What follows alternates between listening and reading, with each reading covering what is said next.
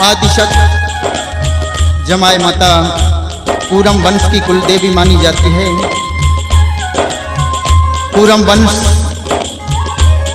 प्रलय काल के बाद भगवान विष्णु की नाभि में कमल, कमल से ब्रह्मा जी के पुत्र मारीच, मारीच के कश्यप मुनि, कश्यप व अदिति के गर्भ से सूर्य, सूर्य से सूर्यवंश, ब्रह्मा जी की 67वीं पीढ़ी में मर्यादा पुरुषोत्तम श्री राम, राम के कुश व लव, कुश का कछावा वंश तथा लव का बड़गुजर, कुश की 60वीं पीढ़ी में राजा कूरम तथा कूरम की 38वीं पीढ़ी में राजा नल, नल की 4थी पीढ़ी में राजा भानु व भानु की 94वीं पीढ़ी में राजा ईशदेव, ईशदेव के सौरदेव, सौरदेव के पुत्र दूल्हे राय, दूल्हे राय के कांकिल व बीकल। राजा दूल्हे राय ने मातेश्वरी जमुवाय मां के साक्षात दर्शन किए तथा कांकिल राय जी को रणभूमि में मातेश्वरी ने गाय रूप धारण कर अमृत में दूध पिलाकर जीवन दान दिया। जगजननी मातेश्वरी कलयुग में जमाई माता के नाम से रामगढ़ की पहाड़ियों में विराजमान है। मातेश्वरी का आज भी साक्षात चमत्कार है।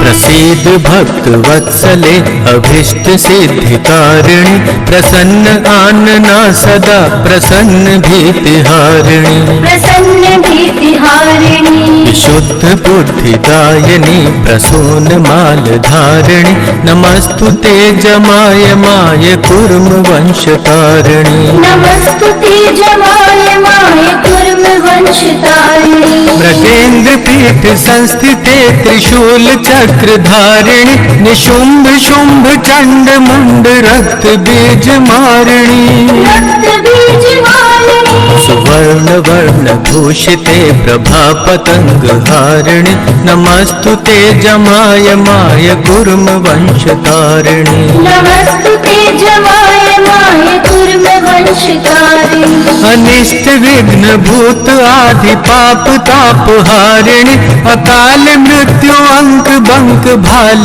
के निवारिणी, भाल के निवारिणी, करोति बादशाह रंक रंक सूत्र धारिणी, नमस्तुते जमाय माय कुर्म वंशतारिणी, नमस्तुते जमाय माय कुर्म वंशतारिणी, दीन कुर्म वंश देवी वंश की विकासिनी, करो सदा सुमंगल अमंगलम विनाशिनी, अमंगलम विनाशिनी, प्रफुल्ल कुर्म वंश बेली तू प्रफुल्ल कारिणी, नमस्तुते जमाय माय कुर्म वंशतारिणी, नमस्तुते जमाय माय कुर्म वंशतारिणी, दूल्हे नरेश रक्षिणी अभीष्ट काज सारिणी, जिताय युद्ध राज्य दीन धेनु रूप धारिणी, धेनु रूप धारिणी, कराल काल माल कुर्म वंश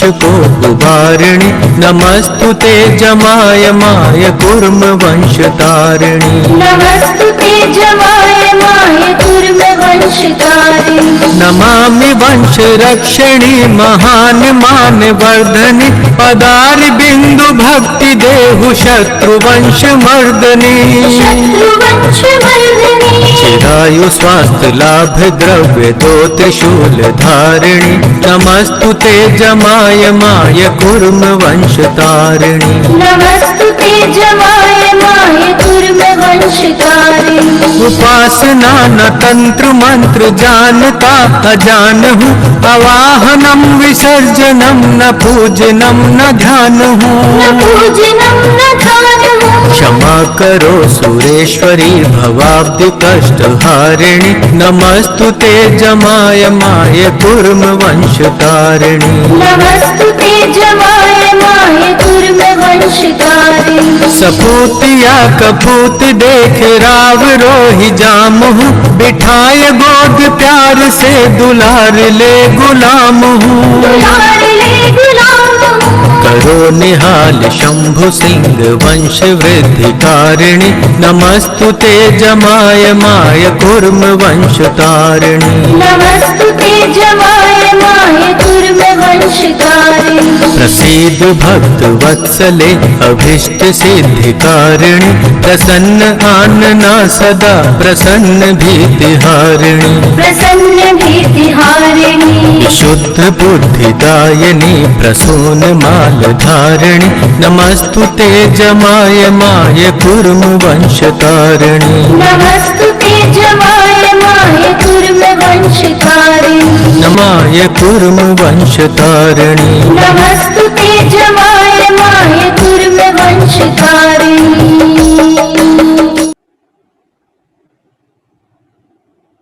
शादिके सर्वमंगल मांगल्ये शिवे सर्वार्षादिके शरण्ये त्र्यंबके गौरी नारायणी नमस्तुते। शरणागत दीनार्थे परित्राणे प्राणे सर्वशार्त्रे हरे देवी नारायणी नमस्तुते। सर्वस्वरूपे सर्वेश्वे सर्वशक्ति समन्विते भये भयस्त्राहि नौ देवी दुर्गे देवी नमस्तुते। रोगान शेषान पहंचि तुष्टा रुष्टा तु कामान सकलान विष्टान। त्वामाश्रितानां विपन्नराणा त्वामाश्रिताः श्रयन्ता प्रयन्ता। सर्वाबाधा प्रशमनं त्रैलोक्यशक्लेश्वरी एवमेव त्वाकार्यमस्मद्वैरि विनाशनम्। बोलो माते श्री की जय। दुर्गा स्तुति के बाद आज के जो हमारे मुख्य वक्ता हैं महाराज श्री बाबा निरंजन नाथ जी, आपसे भी निवेदन करूंगा कि स्वास्थ्य वाचन के साथ कार्यक्रम का शुभारंभ करवाएं। बाबा निरंजन नाथ जी। ओम विश्वानि देव सवितर्दुरितानि परासुव यद्भद्रं तन्न आसुव। ओम शांति शांति शांति।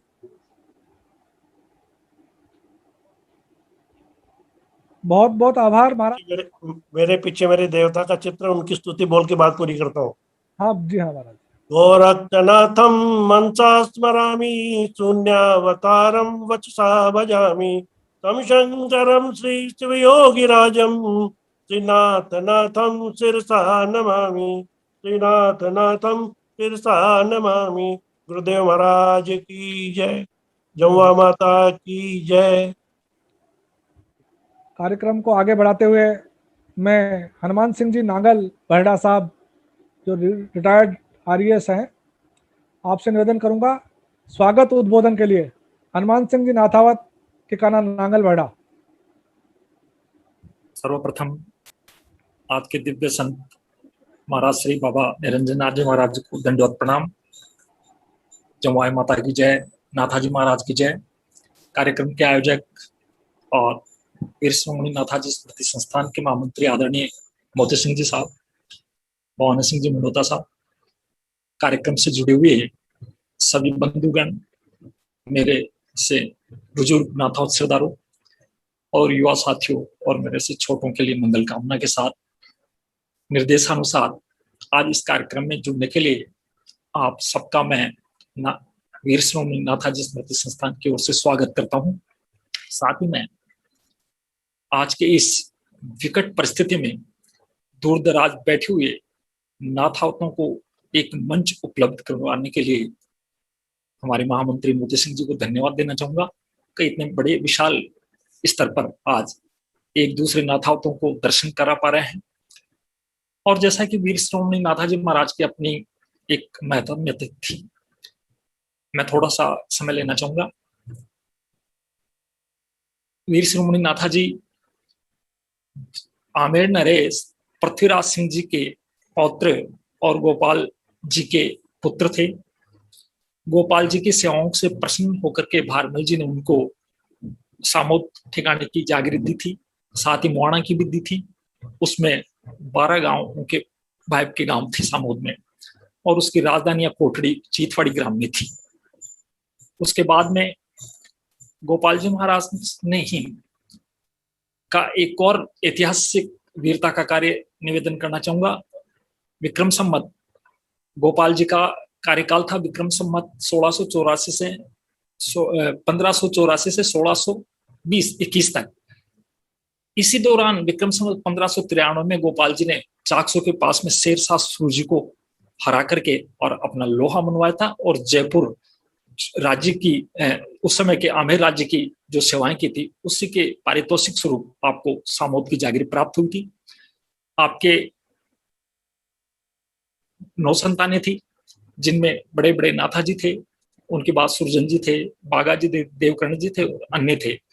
नाथाजी के विधि के विधान ने और परमात्मा की असीम कृपा ने इस प्रकार का विधान बनाया था कि नाथाजी महाराज का नाम अमर होना था, और नाथाजी ने अपने कार्यों से जनता जनार्दन की जो सेवा की उससे क्षेत्र की सारी जनता संतुष्ट थी, और साथ ही उन्होंने जयपुर रियासत आमेर रियासत की जो सेवाएं की उनके कारण उनकी ख्याति भारत के चारों ओर फैल गई। नाथाजी ने भी अपना अद्भुत शौर्य भगवान दास जी के साथ, वो जब अहमदाबाद के युद्ध में मुजफ्फर शाह के साथ लड़े तो वहां इन्होंने तलवार का युद्ध लड़ा था, और उस तलवार के युद्ध में इनकी तलवार टूटने के बाद भी इन्होंने वो अद्भुत कार्य किया, निहत्थे होते हुए भी मुजफ्फर शाह को पकड़ के और आगरा के किले में ले गए भगवान दास जी के पास। उससे इनकी ख्याति पूरे दिल्ली दरबार में व्याप्त हो गई। आगे चल करके जब राजा मान जो थे, मान सिंह जी पदाधिकारी हुए, जयपुर रियासत के राजा बने, तो आप उनके साथ भी काबुल कंधार तक कई युद्ध लड़े। नाथाजी के भी 2 रानियां थी, नौरंगे जी और लक्ष्मावती जी। उनसे आपके 8 संतानें हुई, जिनमें बड़े बड़े मनोहरदास जी थे। उसके बाद रामशाह जी के बाद बिहारी दास जी के बाद में जसवंत सिंह जी और केशवदास जी, उसके बाद द्वारकादास जी, श्यामदास जी और वनमाली जी। इस प्रकार से आखिरी के 3 निपुत्र थे, उनके कोई पुत्र नहीं था, लेकिन पहले 5 में नाथाजी के बड़े बड़े सुपुत्र मनोहरदास जी थे, जो इनके विक्रम संवत 1640 में इनकी मृत्यु के बाद सामोद की गद्दी पर बैठे, और कालांतर में इनको जयपुर आमेर रियासत ने प्रसन्न होकर के हाड़ौता ग्राम दिया, और सामोद की गद्दी पर बिहारी दास जी बैठ गए थे। रामशाह जी को मोरिजा मिला, बिहारी दास जी को बिछून, केशवदास जी को बिछून मिला, जसवंत सिंह जी को जसुता मिला, और बिहारी दास जी पहले गजनीगढ़ में गए और फिर बाद में लौट के सामोद के अधिपति हो गए थे। इस प्रकार से हमारा ये नाथावत वंश आगे बढ़ता जा रहा है। और मनोहरदास जी ने भी अपने अद्भुत कार्यों से राजा मान सिंह जी के साथ जब आप अफगान युद्ध में गए तो वहां के तुरान बादशाह को हराने के लिए मनोहरदास जी को मान सिंह जी ने नियुक्त किया, और इन्होंने बखूबी वो कार्य किया। और ईरान के बादशाह ने 5 पठान राजाओं को इनके विरुद्ध युद्ध लड़ने के लिए भेजा। इन सबको आपने अपने अद्भुत शौर्य से हराया, और 5 के झंडे छीन लिए, और वो झंडे ला करके उनको एक करके और राजा मान सिंह जी के सेवा में सपुर्द कर दिया। और उन्होंने निवेदन किया कि आज के बाद में ये जयपुर रियासत का झंडा यही होना चाहिए। तब से आमेर का झंडा पंचरंगा हुआ, और जो परंपरागत सफेद झंडा कसनार का था वो नाथाजी को सुपुर्द कर दिया गया।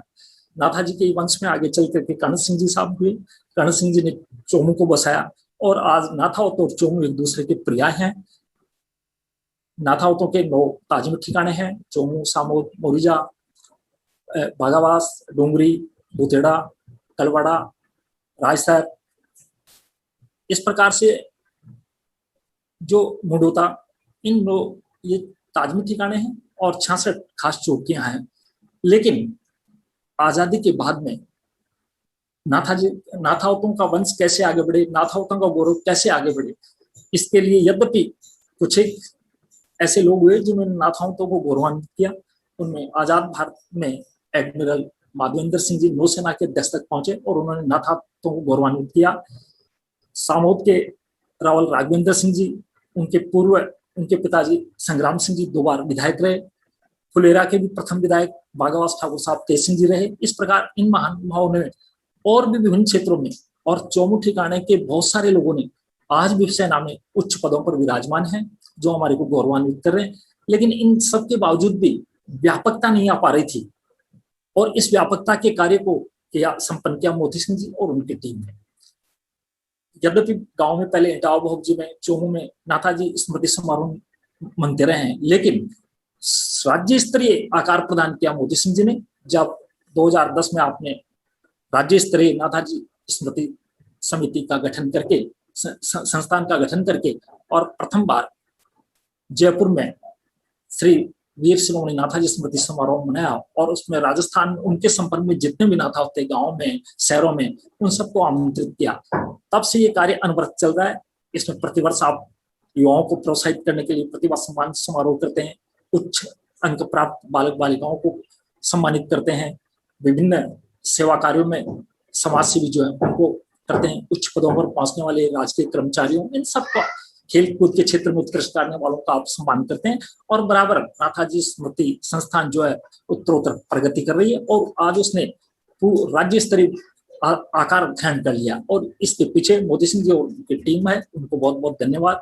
उन्होंने नाथावतों की कीर्ति को, नाथाजी महाराज की जो अमर कीर्ति है उसको स्थायित्व प्रदान करने के लिए नाथाजी स्मृति संस्थान का गठन करके और इसको आगे से आगे गति दे रहे हैं, और नए नए उसमें आयाम भी जोड़े, नए नए प्रकल्प भी उसमें जोड़ रहे हैं। पिछले 3-4 साल से आप इसी अवसर पर रक्तदान शिविर का आयोजन भी करते हैं, आध्यात्मिक क्षेत्र में संतों का उद्बोधन भी करवाते हैं, और उन गांवों में जहां तक अब तक पहुंच नहीं पाए थे नाथा, उन गांवों तक संपर्क करके उनको ढूंढ रहे हैं। जैसे कि कुछ वाक्य ऐसे भी आए हैं 1-2 जहां नाथा अपने आप को दूसरों में ट्रांसफर कर लिए, दूसरों में स्थानांतरित हो गए, कोई शेखावत लगाने लगे, अपनी पहचान, क्योंकि नाथावत व्यापकता नहीं थी। अब तो नाथावतों को व्यापकता मिल रही है, अब तो सब लोग नाथावतों को जान रहे हैं, और नाथाजी महाराज के गौरव से उनकी पीढ़ियों के प्रति भी उनकी श्रद्धा उत्पन्न हो रही। तो ऐसे इस पुनीत कार्य को अंजाम देने का कार्य बखूबी मोती सिंह जी और उनकी टीम नाथाजी स्मृति संस्थान कर रही है। मैं आप सबका इस कार्यक्रम में जुड़े हुए का सबका जो है स्वागत करता हूँ। और महाराज श्री का आज हमको जिनको उद्बोधन मिलने वाला, आप एक ऐसे त्यागी तपस्वी संत हैं जो रतनपुरा के छोटे से ठिकाने में जन्म लेकर के आप गोल्ड मेडलिस्ट एग्रीकल्चर MSc थे, उसके बावजूद आप RSS के प्रचारक बन गए, गृहस्थी छोड़ दी और आप राष्ट्र सेवा के कार्य में लग गए थे। पिछले 15-20 सालों से आपने पूर्णतः संन्यास धारण करके, और आज अटरू के पास आपका आश्रम है जिसमें गरीब, दलित और आदिवासी वनवासी बालकों को वेद विद्या ग्रहण करवा रहे हैं। और आप इतने सरल स्वभाव के संत हैं, विद्वत्ता की तो आपको मैं सूर्य को दीपक दिखाने के समान है, ऐसा मैं कहना चाहूंगा, क्योंकि आपकी विद्वत्ता, महाराणा प्रताप के बारे में आपकी विशेषज्ञता, अनेक पुस्तकों की आपने रचना की है। ऐसे संत का आज हम सबको पुण्य आशीर्वाद प्राप्त होगा, ये हम सब नाथा वंश के लोगों के लिए गौरव का विषय है। पुनः एक बार मोती सिंह जी को और उनकी टीम को धन्यवाद देते हुए इस कार्यक्रम के लिए, और सभी इस कार्यक्रम से जुड़े हुए नाथा सरदारों को मैं बारंबार स्वागत करता हूँ, और आपसे विनम्र विनती भी करना चाहूंगा कि आप नाथाजी महाराज की महान संतानें हैं, उनकी ख्याति के अनुसार कार्य करते हुए उनकी कीर्ति को आगे बढ़ाने अपना सहयोग प्रदान करेंगे। जयतु भारतम, जयतु छात्रम। धन्यवाद।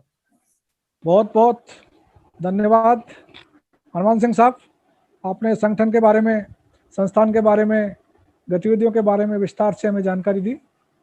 और इसी कड़ी में हमारे नाथावतपुरा ठिकाना है सिक्कर डिस्ट्रिक्ट में, वहाँ के बैरू सिंह साहब संगठन के बड़े समर्पित और सक्रिय मार्गदर्शक है हमारे।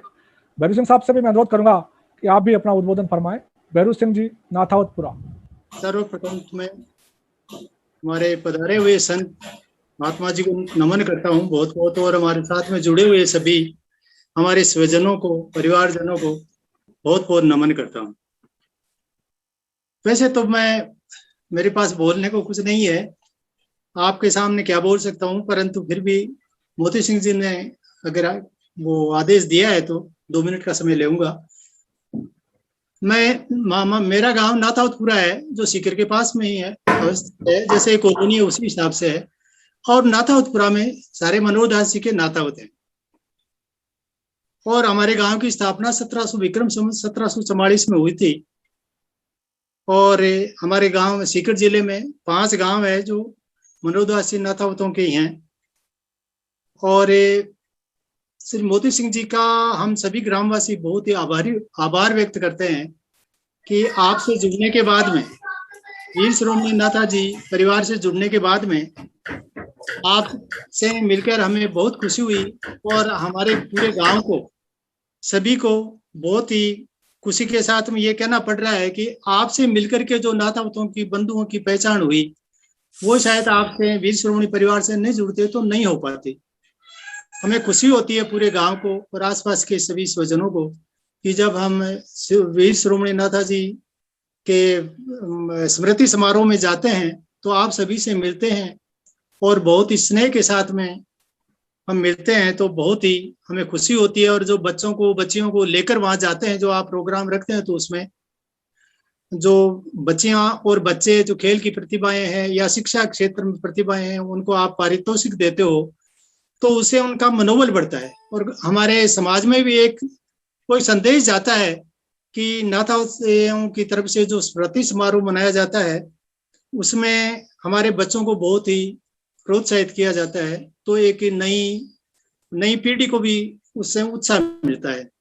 मैं ज्यादा तो नहीं बोलूंगा, परंतु मैं इतना ही आपसे निवेदन करूंगा कि जो भी हमारे स्मृति समारोह होते हैं या जैसे आयोजन आपने रखा है उसके लिए मैं आप मोती सिंह जी को और सभी जुड़े हुए सभी हमारे स्वजनों को बहुत बहुत धन्यवाद देना चाहता हूं।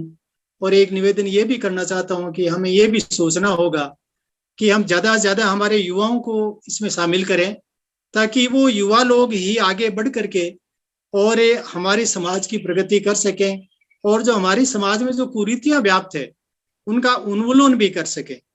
इसके साथ मैं ये भी निवेदन करूंगा कि हमारी जो मातृशक्ति है उनको भी इसमें भागीदार बनाया जाए ताकि हमारे समाज में जो ज्यादा कुरीतियां हैं वो मातृशक्ति दूर कर सकती है।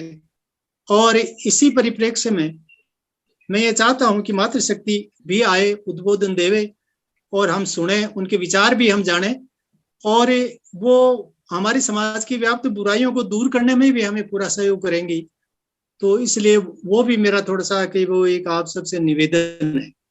शिक्षा के क्षेत्र में मैं कहना चाहता हूं कि हमारे राजपूतों की, हमारे समाज की जो बच्चियां हैं वो काफी आगे आ रही है। हमारे गांव नाथावतपुरा में भी मैं थोड़ा सा बता देना चाहता हूं केवल कि दुर्गा मेला विकास संस्थान की तरफ से यहाँ हॉस्टल चल रहे हैं जहाँ अपने समाज की बच्चियां दूर दराज से आती है और यहाँ कम से कम 125-150 बच्चियों का रहने का स्थान है।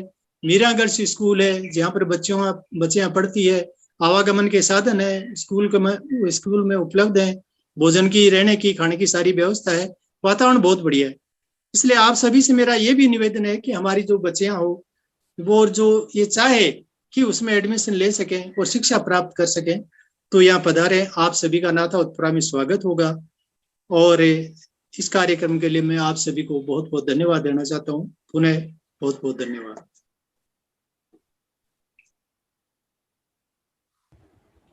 बहुत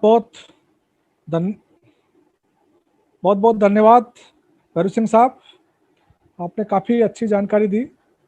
मैं सभी लोगों से, नाथावत परिवारजनों से निवेदन करना चाहूँगा कि नाथावतपुरा में एक मीरा गर्ल्स हॉस्टल बना रखा है जिनमें हमारे नाथाजी परिवार के भंवर सिंह साहब हैं नाथावतपुरा के, वो उसकी देखरेख करते हैं, पूरा मैनेजमेंट है वो। और वहाँ हमारी जितनी भी समाज की बच्चियाँ, उनका रहना खाना सारी व्यवस्था है, बड़ी अच्छी प्रतिष्ठित संस्था है। तो नाथावत परिवार की ऐसी बच्चियाँ जो दूर दराज के गाँवों से हैं और जिनके परिजन इस कोरोना काल में अगर बिछुड़ गए हो, ऐसी कोई बच्चियाँ हो जो वहाँ पढ़ना लिखना चाहती हो, तो हमारा नाथाजी संस्थान उनकी सारी निःशुल्क व्यवस्था उस हॉस्टल में रहने की, खाने पीने की, पढ़ाई की वहन करेगा। आपकी नज़र में ऐसी कोई भी हमारी बालिकाएं हो समाज की, नाथावत परिवार की, जो वहाँ रह कर के पढ़ना चाहती हो और आर्थिक रूप से कमज़ोर हो, तो उनकी सारी व्यवस्थाएं हमारा संस्थान नाथाजी संस्थान करेगा। तो हमें आप अवगत कराएं ऐसी बच्चों के बारे में और वहाँ उन बच्चों को रख करके शिक्षा दीक्षा की पूरी व्यवस्था उनकी की जाएगी। और आगे इसी कड़ी में हमारे बीच जुड़े हुए हैं, बहुत बड़ी खुशी की बात है, अमेरिका से राज सिंह जी नाथावत साहब भी हमारे से लाइव जुड़े हुए हैं, उनका संबोधन भी हम सुनेंगे कुछ देर में। आप राना के एक्स प्रेसिडेंट भी हैं अमेरिका में और वर्तमान में अमेरिका ही आप विराज रहे हैं। उनका उद्बोधन हो उससे पहले मैं बाघावास से ठाकुर साहब तेज सिंह जी जो करीब 100 वर्ष के हैं और हमारे नाथावत के प्रथम एमएलए हैं, 1952 में आप विधायक भी रहे, ठाकुर साहब तेज सिंह जी बाघावास से अनुरोध करूंगा कि आप भी आशीर्वचन के रूप में परिवारजनों को कुछ फरमाएं। ठाकुर साहब तेज सिंह जी बाघावास। ठाकुर साहब का संदेश है कि मिल के रहो और एक दूसरे की मदद करो। बहुत बहुत आभार, धन्यवाद ठाकुर साहब, आप इस 100 वर्ष की आयु में भी हमें मार्गदर्शन प्रदान कर रहे हैं और समय समय पे आपका आशीर्वाद मार्गदर्शन हमें मिलता रहता है। आज भी हमारा अनुरोध आपने स्वीकार किया, हमें दर्शन लाभ दिए, आपका बहुत बहुत आभार। और भी कुछ फरमाना चाहें तो आप फरमाएं।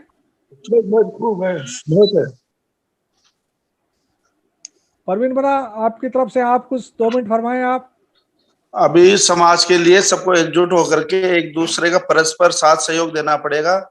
जो गवर्नमेंट में जमा कराते हैं अन्य जातियों के लिए, अन्य समाज के लिए जो मदद कर रहे हैं, उनको सबसे पहले अपने समाज का सोचना चाहिए। अन्य समाजों का अपने समाज ने ठेका नहीं ले रखा। पहले अपने समाज में बहुत सारे लोग जो जरूरतमंद है उनकी मदद कर ले अपन तो बहुत है। राज्य सरकार, केंद्र सरकार के पास खजाने की, राजस्व की कोई कमी नहीं है। अपने को पहले अपने समाज को समर्पित करना है। उनको कम से कम जिसके पास 2 समय की रोटी भी उपलब्ध नहीं है उसको देखना है, उसका साथ देना है, सहयोग करना है उसका, बिना अपना फेसबुक पे प्रचार किए, बिना अपनी फोटो डाले, ताकि उनको भी कहीं पे शर्मिंदा ना होना पड़े। इससे बड़ा कोई धर्म नहीं है, इससे बड़ा कोई कर्म नहीं है। अपने समाज के प्रति हर व्यक्ति, चाहे दलित हो, सवर्ण हो, जाट हो, गुजर हो, कोई भी हो, नाथाव समाज के जो भी व्यक्ति है उनकी अपने को मदद करनी ही है। मैं तन मन धन से साथ हूँ। जब भी आप एक आदेश फरमाएंगे मैं तैयार हूँ। बहुत बहुत धन्यवाद प्रवीण बना। ठाकुर साहब के पोते प्रवीण बना, आप भी समाज सेवी हैं और ठाकुर साहब जैसा कि आपको विदित है 100 वर्ष की लगभग आयु शतायु है आप। हम उम्मीद करते हैं आप 125 साल के हो और आपका मार्गदर्शन हमें मिलता रहे। आप स्वस्थ रहें, दीर्घायु रहें, हमारे संस्थान के आप संरक्षक हैं, आपका मार्गदर्शन हमें मिलता रहा है और आपके मार्गदर्शन में हम काम कर रहे हैं, करते रहेंगे। आप अपने ज़माने में भवानी निकेतन के फाउंडर रहे, राजपूत सभा के आप संस्थापक रहे, हमारे संस्थान के आप संस्थापक रहे और 1952 में आप विधायक रहे फुलेरा क्षेत्र से। बहुत बहुत धन्यवाद, आपने समय दिया। और इसी कड़ी में मैं अनुरोध करूंगा, अब आगे आज के हमारे वेबिनार मीटिंग के मुख्य अतिथि हमारे ही भ्राता जो अमेरिका विराज रहे हैं, 1992 से 92 से अमेरिका विराज रहे हैं और अमेरिका की जो संस्था है उसके आप Rajasthan association of north America Rana, उसके आप एक्स प्रेसिडेंट रहे हैं। हमारा सौभाग्य है बड़ा कि आज हमारे बीच में आप अमेरिका से जुड़े हुए हैं। हम आपकी बात भी सुनना चाहेंगे, विस्तार से आप फरमाएं। हमारे परिवारजनों की मीटिंग है। सम्मानीय राज सिंह साहब फरमाएं हुकम। खमागणी हुकम मोती सिंह खमागणी सर, खमागणी। यस सब पहले तो मतलब आप सब हमारे मतलब बाबू साहब भी है, काको साहब भी, राजमन दादो साहब भी दिख गया अब थोड़ी देर पहले। तो मैं आप सबको आशीर्वाद और जो मेरे छोटे भाई हैं उनके लिए बहुत बहुत प्यार और स्नेह। मेरे लिए बहुत ही एक सुबह अवसर, हालांकि मेरे यहाँ पे रात है अभी, बट आप सबके दर्शन करके मेरे लिए एक दोबारा से सूरज का उदय हुआ है। मेरे लिए पहला मौका है कि मैं अपने सभी इतने सारे भाइयों से, नाथावत भाइयों से एक साथ मिलने का मौका मिला। मेरा गांव देवों का वास है, यदि आप कोई जानते हैं नहीं मुझे मालूम नहीं, छोटा सा गांव है, बधाल रिंगस के पास है हुकम। और मेरा जो है, मेरी पढ़ाई काफी जगहों पे हुई यहाँ पे राजस्थान में, कई जगह पे घूम घूम करके मैंने पढ़ाई की है। और जो भी मेरे पास आज है मैं आपके बताना चाहता हूँ कम कि ये सब मेरे नानों सा, दादो सा, मेरे जो बड़े हैं और जिन लोगों के भी संपर्क में आया उनके इंस्पिरेशन से ही मैं जिंदगी में यदि कोई छोटा मोटा कुछ भी मैंने अचीव किया तो उनका इंस्पिरेशन रहा है मेरी लाइफ के अंदर। आज जब मैं वक्ताओं को सुन रहा था, मोती सिंह जी साहब आपने बहुत ही बढ़िया ये काम किया हुकम। और कभी हमारे लिए कोई सेवा हो तो आप जरूर फरमाइएगा, हम हमेशा हाजिर रहें इधर राजस्थान से भी। यहाँ से भी जो है मैं आपको बताऊं कि अभी हमने ये राजपुताना राउल ऑफ अमेरिका करके एक प्रोग्राम शुरू किया होगा। उसका मेल का प्रोग्राम, जो पहला मेल का प्रोग्राम था, मैंने ही यहीं पे कोऑर्डिनेट किया था सैन फ्रांसिस्को में। और उससे पहले मैंने जैसा आपने फरमाया, मेरे को सेवा करने का मौका मिला, राजस्थान के लिए रिप्रेजेंटेशन किया। उस समय ये आपके वसुंधरा राजे, और उस थोड़ी देर बाद में ये आपके शांति धारीवाल जी, उनको राजस्थान रत्न वगैरह, ये काफी हमने काफी एक्टिव रहे वो काम। और यहाँ पे राजस्थानी कल्चर को भी काफी हमने प्रमोट किया है। यहाँ पे होली का प्रोग्राम करते हैं, राणा की होली होती है। कभी आपको मौका मिले तो आप वेबसाइट पे पधारें, rana.org, और राजपुताना राउल ऑफ अमेरिका दोनों में। तो आपको थोड़ा सा गर्व महसूस होगा कि आपका छोटा भाई, किसी का भतीजा जो है, थोड़ा बहुत यहाँ पे नाता हो तो छोटा मोटा नाम करने में मैं भी कोशिश पूरी हमारी रहती है। बट मैं आज अपने जो इसमें एक संदर्भ रखा है कि एक आदर्श समाज की स्थापना कैसे की जाए। मेरे से बहुत पहली चीज, जब मुख्य अतिथि आपने बोला तो मुझे लगा कि मैं अपने भाइयों में कैसे मुख्य हो सकता हूँ। वो तो मेरे सारे भाई जो है, वो तो उनके सामने मैं विशेष तो हो ही नहीं सकता।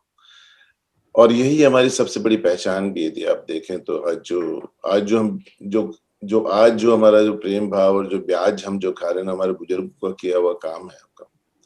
और जब आदर्श समाज की आपने जब बात की कि कैसे आदर्श समाज की स्थापना हो, तो हमें जो नई चीजें सीखी है ना, उनको भूल करके पुरानी चीजों को याद करना होगा। थोड़ा सा यदि पीछे जाएंगे तो हमें हमारा आदर्श समाज वापस से मिल सकता है, जहाँ पे लोग बाग एक दूसरों के लिए इतना समान आदर प्रेम भाव रखते थे।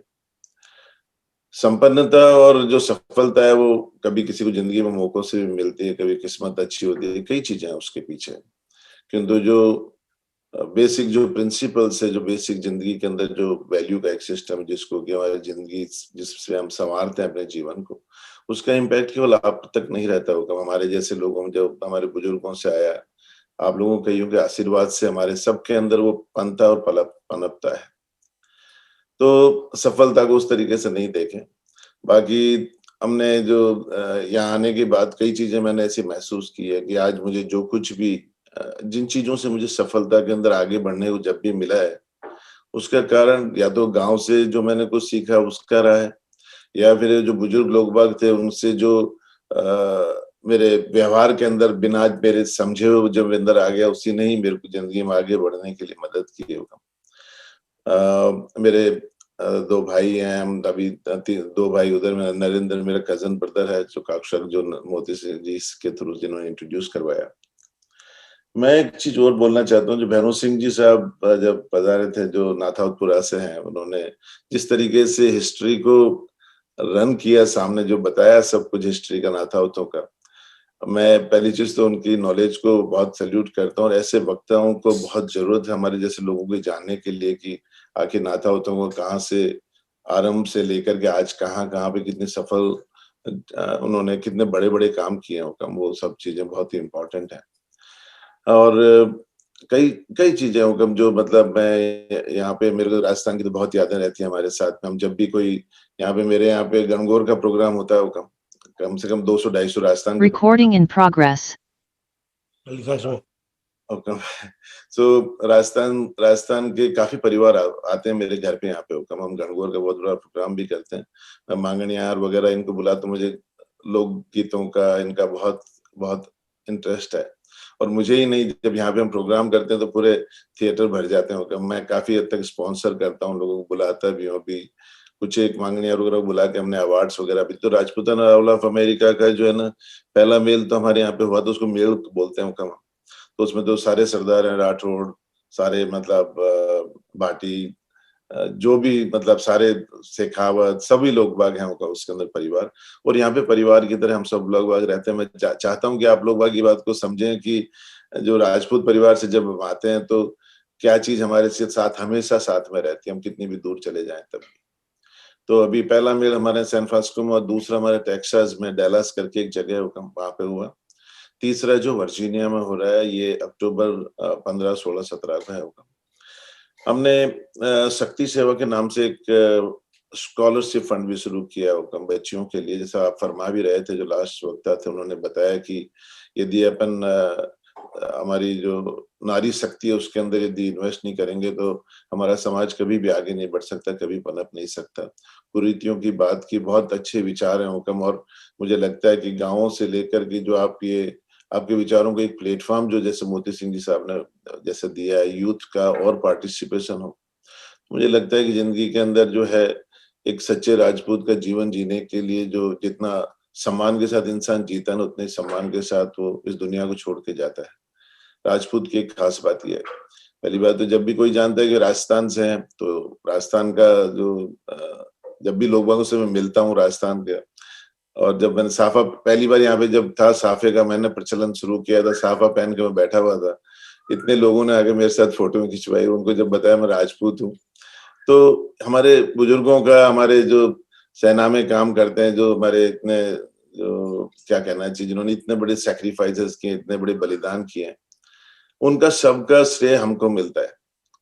तो हमारे पास कहना चाहिए तो हम उधार में बहुत डूबे हुए हैं। अभी हमारे को समाज जैसे बना साहब ने फरमाया भी अभी कि हमें अपने समाज की तरफ ध्यान देना चाहिए, और ये बात बिल्कुल सही है कि यदि अपन अपने परिवार से, समाज से लेकर के यदि प्रगति की तरफ नहीं देखते हैं।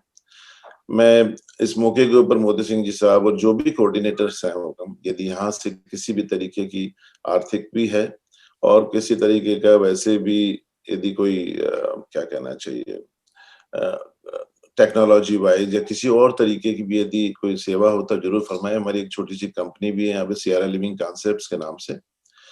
उसकी 2 फैक्ट्रीज हमारी जोधपुर में है, 2 यहाँ पे इंडोनेशिया में, हम वियतनाम में भी ऑपरेशन शुरू कर रहे हैं। तो थोड़ा थोड़ा व्यापार भी सीखा हमने, मतलब नाथावतों में होते हुए मैंने, मुझे मालूम है कि काफी बहुत ही सक्सेसफुल और भी बिजनेसमैन हैं जिनको मैं, कुछ एक लोग मैंने नाम सुना कई बार। मैं ज्यादा भी सोशल प्लेटफॉर्म पे इतना एक्टिव नहीं रहता हूँ, समय भी नहीं रहता मेरे पास ज्यादा। बट मुझे आज, मैं सच्ची बता रहा हूँ कि मेरे यहाँ तो रात है, अभी थोड़ा सोने का भी टाइम हो रहा है, तो मैं शायद जल्दी मुझे मंच छोड़ के जाऊंगा। बट मैं आप सब लोगों को बता नहीं सकता कि मुझे कितनी प्रसन्नता हुई है, कितनी खुशी हुई है आप सब लोगों को देख करके, मिल करके। मुझे हमेशा नाथावतों का, तो सब लोग बोलते थे यार नाथावत इतने नहीं है, तो हमेशा बोलता था, मैंने कहा जितना बड़ा जंगल होता है, एक शेर उसमें नाथावत एक ही चल जाएगा, कोई दिक्कत नहीं है उसके अंदर। तो ऐसे छेड़छाड़ की बातें राठौड़ों से और इनसे सबसे ऐसे होती रहती है। तो मैंने कहा नहीं, मेरे नाथावत भाई हैं, बहुत सारे भाई हैं, और मैं हमेशा लगता था कि क्या हम इतने कम क्यों हैं, मुझे लगता था। बट आज जब मैं अपने परिवार के साथ बैठा हूँ तो मुझे, मतलब मेरी जो क्या कहना चाहिए, मेरा जो एहसास जो है, मेरे को जो आप वहां बैठ के इतना महसूस नहीं कर सकते, जो मैं यहाँ से आपको बता रहा हूँ कि यहाँ जो मुझे जो महसूस हो रहा है, मेरी जो छाती गर्व से फूलती है ना होता, और मैं देखता हूँ कि इतने सफल, इतने उच्च विचार सब लोगों के, बहुत ही सराहनीय है हुक्म, बहुत ही अच्छे कदम है। और जहां तक आदर्श समाज की जिम्मेदारी है, मुझे लगता है कि आदर्श समाज की जिम्मेदारी डेफिनेटली यूथ के ऊपर है, नेक्स्ट आने वाले यूथ के ऊपर है। बट उन्हें ये चीज यदि समझ आ जाए कि जो सम्मान जो मिलता है ना इंसान की, केवल जनरल सफलता से नहीं, उसके बलिदान, उसकी जो छोटी छोटी सी एबिलिटीज, जो उसकी सहायता करने की जो हमेशा इच्छा रहती है। एक अच्छे राजपूत का जो एक धर्म है कि किसी को भी कष्ट में, तकलीफ में देख करके वो कुछ भी करने के लिए तैयार रहता है, उसी ने राजपूत की आज तक इज्जत और रेस्पेक्ट आज तक बढ़ाई है। मुझे लगता है फ्यूचर भी वही है, आज भी रहेगा, कल भी रहेगा। राजपूतों का नाम यदि अच्छे आदर और लोग बाग खड़े होकर के उनको यदि आदर से स्वीकार करते हैं, तो उसके पीछे मुझे बुजुर्गों का बहुत बड़ा हाथ है, और उसी का ही ब्याज हम खा रहे हैं। और आज हम जो बोएंगे वही हमारे बच्चे कल उसका ब्याज खाएंगे। तो मैं बिल्कुल भी इस काबिल, बिल्कुल चीफ गेस्ट तो बिल्कुल ही नहीं माने होगा। मुझे ये जरूर मान के चलेंगे, मैं भी आप लोगों की तरफ भाई हूँ, और मेरे से जब भी कोई भी, जितना भी मेरे सामर्थ्य के अनुसार जो भी मैं कर पाऊंगा, जब भी आप आदेश देंगे मैं हाजिर हूँ। और जब भी मैं आऊंगा इंडिया, अभी थोड़ा कोविड के लिए मैं हुक्म चाहता हूँ कि आप सबके परिवार, यहाँ पे हम बहुत चिंता करते हैं, हमने ऑक्सीजन के कॉन्सेंट्रेटर भी भिजवाए हुक्म, काफी कम से कम 200-300 कॉन्सेंट्रेटर भिजवाए हमने राना की तरफ से। और मैंने खुद ने पर्सनली भी अपने गांव के लिए, अपने जो जोधपुर फैक्ट्री के एम्प्लॉइज वगैरह के लिए ऑक्सीजन के कॉन्सेंट्रेटर्स वगैरह भिजवाए हैं। बट मैं चाहता हूं कि आप सबके परिवार स्वस्थ रहें, सुखी रहें, खुश रहें हुक्म। ये आपदा थोड़े टाइम की निकल जाएगी, और ये इसी टाइम पे थोड़ी इंसानियत की भी पहचान है, तो सीखने के लिए बहुत कुछ है।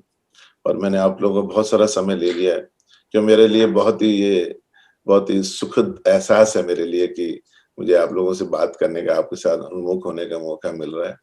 तो बाकी कोई मेरे से कोई गलती हुई हो, कोई कहने में कुछ कहीं मैं चूक कर गया हूँ तो मुझे माफ करना है, क्योंकि आपके जितने श्रेष्ठता तो मेरे में बिल्कुल भी नहीं। क्षमा करिए। Thank you very much. बहुत बहुत बहुत आभार राज सिंह साहब। हम सब नाथावत परिवार हमारे बीच में आपको पाकर के गौरवान्वित महसूस कर रहे हैं। हमें बड़ा गर्व है कि आप जैसी शख्सियत नाथावत परिवार, नाथावत के वंशज के रूप में जन्म लेकर के अमेरिका तक आप पहुंचे और वहां पर भी अपनी धाक जमाते हुए राणा जैसी प्रतिष्ठित संस्थान के आप प्रेसिडेंट रहे। एक हमारे नाथाजी थे जो काबुल कंधार तक युद्ध लड़के आए थे और उनके ही वंशज राज सिंह जी उनके ही पद चिन्हों पर चलते हुए आज के कलम से, दिमाग से अपनी धाक उन्होंने युद्ध के माध्यम से जमाई थी। आईआईटी के माध्यम से आपने वहां अपनी प्रतिष्ठा कायम की है। नाथावत परिवार को आपने गौरवान्वित किया है। इसके लिए हम सब आपका बहुत बहुत आभार और साधुवाद व्यक्त करते हैं। आपने मध्य रात्रि होते हुए भी जग करके रात के समय और अपना अमूल्य समय हमें दिया, उसके लिए भी एक बार पुनः सभी परिवारजनों की तरफ से, नाथावत परिवार की तरफ से आपका बहुत बहुत आभार, बहुत बहुत धन्यवाद। और इसी कड़ी में मैं आगे निवेदन करूंगा, हमारे बीच रेवड़ा ठिकाना है पाली जिले में रेवड़ा, वहाँ रेवड़ा पाली से जुड़े हुए हैं ठाकुर साहब जसवंत सिंह जी नाथावत, जो भारतीय वन सेवा के सेवानिवृत्त अधिकारी हैं। ठाकुर साहब जसवंत सिंह साहब, रिटायर्ड IAFS। आपसे भी निवेदन करूंगा कि आप भी अपना उद्बोधन फरमाएं। ठाकुर साहब जसवंत सिंह जी नाथावत साहब, हुक्म फरमाएं। सब नाथ बंधुओं ने जय माता जी।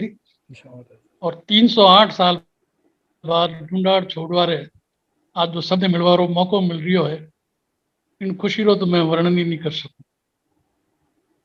मारो गांव पाली जिला में जो आप फरमायो, मैं लोग 308 साल पहला सवाई जयसिंह जी रे टाइम में कोई नाराजगी हुई उन वजह मारवाड़ में मुंडकटी में वो रेवड़ो गांव मिलियोड़ो है। और 3 गांव और मिले बाद में जब्त वे गया, एक गांव वो आज तक है। पूरा मारवाड़ में नाथावत वो छोटो मोटो जो भी है वो ठिकाना नाम माते वो एक ही ठिकाना हो।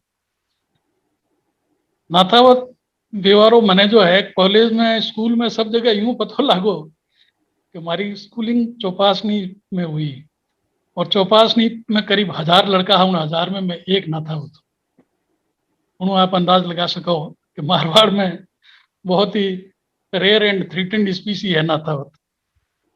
उन्हें बाद कॉलेज में आया तो कॉलेज में भी मोर और लेस ऐसी स्थिति, राजपूत हॉस्टल में एक नाथावत। और लकीली 1 साल बाद जो है संग्राम सिंह साहब आज के और दो कॉलेज में पधारिया था, मैंने ठाप नाथावत है तो मैंने बहुत खुशी हुई। नाथावत जो बाकी इतिहास तो जो है पर जो घटनाओं में 1-2 एडवांटेज मैंने जो मिली वह मैं अर्ज करूं। पहला, मैं उदयपुर में deputy chief wild life warden हो, 7-8 जिला जो है उनमें वाइल्ड लाइफ मैनेजमेंट को काम हमारे करने हो। उन जमाना में एक IAS अफसर रहा, वह पोस्टिंग हमारी दिल्ली में ही आंध्रा कैडर रहा। और हमारे कने रूपावास गांव है चारनौर, हमारा जवाई यहाँ में रूपावास ठाकुर साहब है, MLA भी रियोड़ा केसरी सिंह जी, और हमारे गांव नजदीक वे हमारे अच्छी जान पहचान। वह मैंने एक दिन याद फरमाया कि तू जो है कोमलगढ़ सेंचुरी वह भी हमारे अंडर में ही, तो हमारे जवाई साहब आइरिया जो थाने याद करियो तू बटा। मैं कोमलगढ़ आई, कोमल रणकपुर मंदिर है, उठे एक रेस्ट हाउस है टूरिज्म रो, उठे वेलो ठहरिया मैं भी उठ जाए मिलियो। केसरी सिंह साहब जो है वो हल्दी घाटी में एक बुक लिखी, उदयपुर में छपी, वहाँ अरविंद सिंह साहब छपाई और बहुत किताब है। तो वह किताब और है जो हमारे IAS अफसर जो है चरणदास जी नाम है, तो चरणदास जी रे बेटो जो है वो और अमेरिका में उठे जो है वहाँ जो फॉरेस्ट्री पढ़ रही हो तो उन जो फॉरेस्ट्री जो प्रोफेसर हो वो उन्हें साथ आयो हो मैंने याद करवारो कारण हो तो वो फॉरेस्ट के बारे में उन्हें इंडिया में कई मैनेजमेंट की कर वाइल्ड लाइफ मैनेजमेंट की कर उन्हें जानकारी मिली। तो बातचीत चालू हुई। उन्होंने पहला जो है केसरी सिंह साहब और हल्दी घाटी की बुक जो है वह नटसेल में उन्हें पूरी ब्रीफ जो है वह बताई। मैं लोग भी सुनी अमेरिकन भी सुनी और ही वॉज वेरी इम्प्रेस्ड। मानना प्रताप रो नाम मैंने अच्छी तरह याद भी किया। खैर उन्हें बाद जो है माऊ बातचीत शुरू हुई। तो मारो नाम जसवंत सिंह नाथावत है। वो नाथावत बताया उन्हें वो नटवट कह रहा था मुझे बीच बीच में ये मिस्टर नटवट। और मारो जो एसीएफ हो असिस्टेंट कंजर्वेटर जो हमारे साथ आए हो उनका नाम ललित सिंह राणावत हो। उसको वो रनवट कह रहा था। उसने लिखा था पहले वो रनवट ऐसे बोल रहा था। तो मैंने कहा ये नाम खराब कर रहा है नाथावत का। तो उसको मैंने टोका। मैंने कहा हिस्ट्री आपने सुन ली हल्दी घाटी की? Yes. What happened in Haldi Ghati? It was a 20-minute battle between मान सिंह एंड महाराणा प्रताप। मान सिंह जो थे वो he was general of Akbar and Man Singh's Haraval was led by Nathavat, Manohar Dasi. So he was my forefather, and actually it was a battle between Kachawas, mainly Nathawats, and Mewar के जो सामंत लोग थे उनके बीच हुई। So it was for 20 minutes। हाथी ने उसके घोड़े के लगे, उन्होंने जो है उस पर बाले का वार किया। महाराणा गिर गए। अपनी जो अरावल थी राजपूत ही थे उसमें मियाँ तो पीछे रहते थे मरवाने के लिए अपने को ही आगे करते थे। तो लड़ रहे अपने घेर लिया उनको। और जब बात आई मरने मारने की तो महाराणा को जो है उसमें से उनके सरदारों ने निकाल दिया। तो मैंने उसको कहा that Maharana Pratap yes great man we made him run out and we remain not out. So I am not out. My forefathers were Nathawat and we remained not out and we made Maharana Pratap run out and this gentleman who is my assistant is run out। चारण थे वो जो IAS अफसर, उनको बहुत ही आनंद आया बात का। और उन्होंने उसके बाद वो जब दिल्ली गए तो वो जब भी कोई राजपूत सरदार उनसे मिलने जाते थे मारवाड़ के जयपुर के तो वो ये किस्सा जरूर कहते थे not out and run out. और मुझे भी जो लोग जो है उसके बाद ये किस्सा हुआ उसके बाद जो है मेरे डिपार्टमेंट में मुझे नॉट आउट ही कहते थे। ये साहब नॉट आउट है और ये रन आउट है। तो मैं ये अर्ज करना चाह रहा था कि नाथावत होने का पहला पर्चा जो है वो उस वक्त मिला। फिर मैं उसके बाद जो है I was field director of Ranthambore tiger project. मेरे से पहले वहाँ फतेह सिंह राठौर थे, वो करीब 8 साल रहे। मैं उनके बाद 5 साल रहा वहाँ करीब। तो उस मेरे टाइम में इनका जो टाइम्स ऑफ इंडिया है इसके जो मालिक हैं जैन है वो लोग आए, उनका प्रोग्राम बना। तो उनकी हाजिरी में कोई 5-6 टाइम्स ऑफ इंडिया जो जयपुर लखनऊ अहमदाबाद वो एडिटर जो थे वो पहले आए। और वो मेरे से जो है रोजाना मेरी हाजिरी बता मेरी बैठकी करते थे। साहब मालिक को आप अच्छी तरह टाइगर होने दें। ठीक 2 दिन बाद वो आ गए, हमने उनको टाइगर दिखा दिए, वो सब हो गया। अब उसके बाद जो है उन्होंने मुझे कहा कि साहब वो फतेह सिंह राठौड़ थे, उनका बड़ा वो नाम था और वो आप उनके बाद आए हैं और आपने तो जो है उनका अभी तक जो है उनका नाम नेम प्लेट ही नहीं हटे। एक्चुअली वो मेरे लिए मेरे आदरणीय थे और वो कह रहे थे मैं महीने 2 महीने में चेंज करवा लूंगा। तो मैंने कहा आप करवा लो, मैं तो ठीक है, मेरे पास बहुत टाइम है, मैं तो यंग हूँ, कहीं भी चला जाऊंगा वापस आ जाऊंगा। तो ये बात हुई। उसके तब मैंने कहा कि ये जो रणथंबोर है जिसके पीछे आप आए हो यहाँ पे, इसकी किलेदारी नाथावत में और हमारे 2 पूर्वज बाप और बेटा मराठों से लड़ते हुए काम आए। और इसकी हमने कम से कम 250-300 साल इसकी रक्षा की है। आजादी तक ये हमारे पास था। जो थे उसमें वो था, बंगाली था, उसने दूसरे दिन जो है वो छाप दिया कि saviour of Ranthambore comes back. यानी नटसेल छोटी सी 7 लाइन की स्टोरी जो है दिखा दी। ये जो है नाथावत होने की जो 2 एडवांटेज, रणथंबोर की किलेदारी और कुंभलगढ़ में जो है नॉट आउट, ये मुझे अभी तक नाथावत पुरस्कार मिला है, मुझे बहुत याद है। मेरे पूर्वज जो मनोहर दास जी थे, उनके 10 लड़के थे। उनमें सबसे छोटे हरिराम जी थे। हरिराम जी को जो ठिकाना मिला था वहां 3 पीढ़ी करीब हम रहे, वहां 3-4 पीढ़ी। फिर हमारी रिश्तेदारी यहाँ थी पदराजून मारवाड़ में, लोरवाड़ा गांव है हमारा। 3-4 गांव थे, गुवाहाटी और जयसिंहपुरा, वो मुझे याद नहीं है। तो सवाई जयसिंह जी के टाइम में कोई मुसलमान बादशाह उस वक्त जो थे, औरंगजेब का ग्रैंडसन था, ग्रेट ग्रैंडसन था, वो जयपुर आए थे। और उनकी जो हाजिरी में ये हमारे वाले भी थे और ये किचन के इंचार्ज थे। तो इन्होंने जो शाही रसोड़े में जो सामान भेजा उसमें हलाल का मांस नहीं भेज के झटके का मांस भेज दिया। ये हमारे राम जी कहते हैं, हमको जो किस्सा सुनाया उन्होंने, वही मैं आपको अर्ज कर रहा हूँ।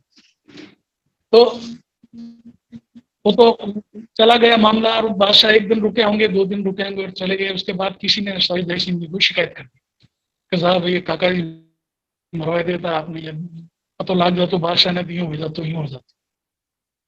काका जी को बुला रहे, डांट लगी तो वो बुजुर्ग थे, उनको लगे बुरा लगा होगा। उन्होंने कहा एक बोपड़ी को मियाँ आवे कि बारात जो है उनने वास्तव पे हलाल करो।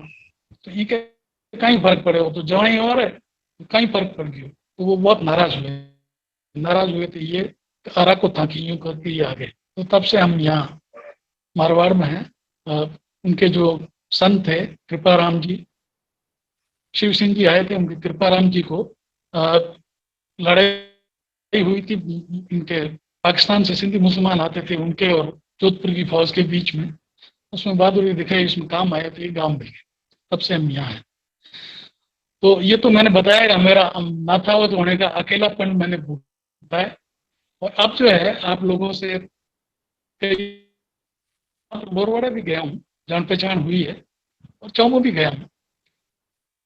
तो और देखिए आप संजोग, उनके 10 लड़के थे नाथा जी के, नहीं मनोहर दास जी के, और लास्ट जो चौमू ठाकर थे उनके 10 ही लड़के थे। उस वक्त हमारा मैक्सिमम उत्थान हुआ और 10 जो थे इसमें इनके 10 हुए जब हम जो है जागीरें सब हो गई। सब एक जैसे ही है, कोई संपर्क नहीं है। हेलो तो मैं हेलो जी, आ रही हो कम आवाज आ रही है सर आपकी? आवाज आ रही है कम जी? हाँ, मैं ये अर्ज कर रहा था कि मैंने उनको जो अमेरिकन था उसको ये बताया था कि हम काबुल से लेके और बंगाल तक और दक्षिण भारत तक सब जगह जो है हम नॉट आउट ही रहे हैं। जितनी लड़ाई है हमने लड़ी है, सब हमने जीती है। हाँ, जीती उसके लिए थी, अकबर के लिए जीती, पर हम सब लड़ाइयों में थे। इसलिए जो है अब हम वो जो है हम किसी से कम नहीं है। वो बहुत इम्प्रेस हुआ। बाद में मेरे उसके कागज लेटर वेटर आते रहते थे, तो ही वॉज वेरी हैप्पी। खैर, अब रही बात, हमारे यहाँ ज्यादा बढ़ोतरी नहीं हुई है। गांव में 5-7 रावड़े और हैं। बीच में हम बड़े थे, 300 साल में तो काफी बड़ा हो जाना चाहिए था मामला, पर वो कोई बीमारियां दास्तियां वगैरह आई, जैसे अभी आई वैसे ही उसमें चले गए। अब हमारा जोर इस पे है, नौकरी में मैं पहला आदमी जो नौकरी में आया, राज की नौकरी में है, और मैंने पूरा जोर दिया कि हमारे भाई बहन जो है उनकी पूरी मदद करूं कि एजुकेशन ले वो। और उसकी वजह से काफी बच्चे आगे आए हैं, नौकरी में भी आए हैं, वकील भी हैं और दूसरा काम भी कर रहे हैं, व्यापार भी कर रहे हैं। बाहर भी है, मेरा एक लड़का अमेरिका में है, एक लड़का ऑस्ट्रेलिया में था और बिजनेस मैनेजमेंट किया उसने, वहां से वहां नौकरी भी की, फिर वापस आके यहाँ पूना में जो है मैनेजर हैं, स्टड फॉर्म, बड़ा स्टड फॉर्म है उसमें। तो ये पढ़ाई जो है, मेरा अर्ज करने का मतलब यही है कि पढ़ाई के अलावा कोई चारा अपने पास नहीं है। जमीन जायदाद जो है वो लिमिटेशन है, और जैसे जैसे भाई बंट आगे चल रहे हैं वो छोटी होती जा रही है, उससे हमारा गुजारा नहीं हो सकता। बिजनेस जो है वो हर एक के बस का रोग नहीं है, पर उसको सीखने की कोशिश करनी चाहिए। पर एजुकेशन ऐसा मामला है जो अगर हम पूरी धार लें, पूरी कोशिश करें, तो शिक्षा जरूर जो है वो हासिल कर सकते हैं। और ये पक्की बात है कि हमारी लड़कियां भी बहुत होशियार है, अगर उनको मौका दिया जाए पढ़ने का तो बहुत आगे निकलेंगे, और बच्चे भी निकलेंगे। और सरकारी नौकरी नहीं है, सरकारी नौकरी के अलावा प्राइवेट नौकरियां हैं, बिजनेस है, तो कहीं भी घुस सकते हैं, पर उसके लिए पढ़ना जरूरी है, अनुभव करना जरूरी है। यही मेरा रिक्वेस्ट है, यही मेरी अर्ज। थैंक यू, आपने मौका दिया, धन्यवाद। बहुत बहुत धन्यवाद। So nice of you sir, thank you. Thank you हुकम। आपने बड़े ही ऐतिहासिक संस्मरण सुनाते हुए बड़ी शिक्षाप्रद और अनुकरणीय शिक्षा हमें प्रदान की। निश्चित रूप से आपके विचारों से नाथावत परिवार गौरवान्वित हुआ है और लाभान्वित भी होगा। आपका समय देने के लिए बहुत बहुत आभार। और इसी कड़ी में अगले उद्बोधन के लिए मैं निवेदन करूंगा, हमारे बीच कर्नल रघुराज सिंह साहब जुड़े हुए हैं। आप सुंदरवास ठिकाने से हैं, जयपुर के पास सुंदरवास ठिकाना है, वहाँ से हैं आप कर्नल रघुराज सिंह साहब, और वर्तमान में आप जयपुर में जिला सैनिक कल्याण अधिकारी हैं। आप आपसे निवेदन करेंगे कि आप भी अपना उद्बोधन हमें फरमाएं। हुकम रघुराज सिंह साहब, फरमाएं हुकम। जय माता जी की जय रघुनाथ जी की सा, जय माता जी की, जय रघुनाथ जी की सा। आप सबको सबसे पहले जय रघुनाथ जी की सा। संत श्री बाबा निरंजन नाथ अवधूत आध्यात्मिक गुरु के चरण स्पर्श करता हूँ। उसके बाद मैं अपने मोती सिंह जी सांवली का बहुत बहुत धन्यवाद देता हूँ, जिन्होंने इतना अच्छा प्रोग्राम हमारे सबके लिए आयोजित किया है। इनकी मेहनत और इनकी लगन और इनके कोऑर्डिनेशन से आज हम सब भाई एक दूसरे से मिल सकें, इसके लिए इनका बहुत बहुत धन्यवाद और आभार। इसके बाद इनकी टीम के कुछ सदस्य जिनको मैं जानता हूँ, श्री भवानी सिंह जी, श्री चंद्रभान सिंह जी, श्री हनुमान सिंह जी, व इसके अलावा सभी इस ग्रुप के सदस्यों को मेरा सबको बहुत बहुत धन्यवाद, अभिनंदन, और सबको जय माता जी की। मैं कर्नल रघुराज सिंह हूँ, सेवानिवृत्त, 2 साल पहले रिटायर हुआ हूँ आर्मी से। अभी राजस्थान सरकार में सैनिक कल्याण विभाग में जिला सैनिक अधिकारी जयपुर के पद पर कार्यरत हूँ। आज आप लोगों ने मुझे मौका दिया है बोलने का, इसके लिए आपका बहुत बहुत धन्यवाद। अधिक समय नहीं लेके कुछ अपने जाति के बारे में थोड़ा सा बताना चाहूंगा। राजपूत जाति बहुत महान जाति है। इसकी संस्कृति, त्याग, शौर्य, वीरता, परंपराएं बहुत महान है और रही है। राजपूत देश का इतिहास है, राजपूत देश की जीवन रेखा है।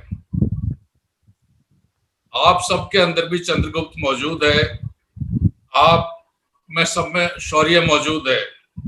आपको सिर्फ अपनी शक्तियों को पहचानना है। आप उभर के सामने आओ और जिस क्षेत्र में भी आप उतरो, अपने आप को श्रेष्ठ सिद्ध करने की कोशिश करो, आपको सफलता जरूर मिलेगी। इस महान जाति के संस्कारों, वीरों की वीरता, त्याग, बलिदान को लिपिबद्ध करना बहुत मुश्किल है। जो जाति अपना इतिहास भूल जाती है, पूर्वजों के प्रति उदासीन हो जाती है, उसका पतन बहुत शीघ्र हो जाता है। जिस प्रकार बगीचे में कई प्रकार के फूल उसकी शोभा बढ़ाते हैं, सुंदरता बढ़ाते हैं, इसी प्रकार हमारे राजपूतों के कई वंशों ने, कई वीरों ने अपनी वीरता, शौर्यता, त्याग और बलिदान से हमारी जाति को गौरवान्वित किया है। कुछ महान योद्धा हैं इतिहास में, बहुत है हमारे राजपूत, तो अनगिनत है, उनको गिनाया जाए तो पूरा दिन लग जाएगा। कुछ मैं योद्धाओं के नाम बताऊंगा। श्री पृथ्वीराज चौहान, राणा सांगा, महाराणा प्रताप, वीर दुर्गादास, रानी पद्मनी, रानी दुर्गावती, रानी लक्ष्मीबाई, पन्नाध्याय और इस तरह के अनेक वीर एवं वीरांगनाएं अवतरित हुए हैं। जिनके साहस, वीरता, निडरता, शौर्यता, आन बान शान, स्वाभिमान, त्याग एवं बलिदान से इतिहास के वो पन्नों को रंग कर चले गए हैं।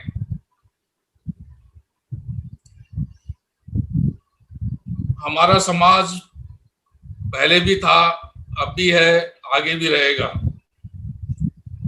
लेकिन जिस तेजी से हमारा समाज हर क्षेत्र में पीछे खिसक रहा है, अगर यही रफ्तार रही तो हमें सोचकर बहुत डर लगता है।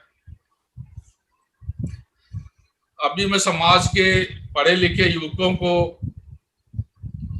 अनुरोध करूंगा, जैसे आप जैसे मोती सिंह जी शामली और आप सब लोग हो, ऐसे आप युवकों को आगे आना पड़ेगा और हमारे समाज के लिए बहुत कुछ करना पड़ेगा। हमको, मैं और मेरे परिवार से ऊपर उठकर समाज के बारे में सोचना होगा, तब जाके हमारा समाज वापस रफ्तार पकड़ेगा और वैसे ही बनेगा जैसे इसका इतिहास है। अब तक इस देश के लिए सबसे ज्यादा शहादत अगर किसी जाति ने दी है तो वो राजपूत समाज है, राजपूत जाति है। वो आज ही नहीं, पिछले कई सालों से, 2000 साल से ये हमारा इतिहास है कि चाहे हमने मुगलों से लड़ा है, चाहे अंग्रेजों से लड़ा है, चाहे किसी से भी लड़ाई की है, तो सिर्फ राजपूत और राजपूत ने इस देश के लिए अपनी शहादत दी है। अगर राजपूत नहीं होता तो आज ये हमारा देश हिंदुस्तान नहीं होता, ये कोई पाकिस्तान होता, यहाँ पर मुगलों का राज होता। जिस तरह से ईरान है, अफगानिस्तान है, ऐसे यहाँ पर भी यही हुआ होता। ये खाली राजपूतों के कारण आज हमारा हिंदू धर्म यहाँ बचा हुआ है इस देश में। आज के दिन भी जैसे मैं अभी सेना से आया हूँ, मुझे पता है कि सबसे ज्यादा शहादत सेना में अगर कोई दे रहा है तो वो राजपूत है।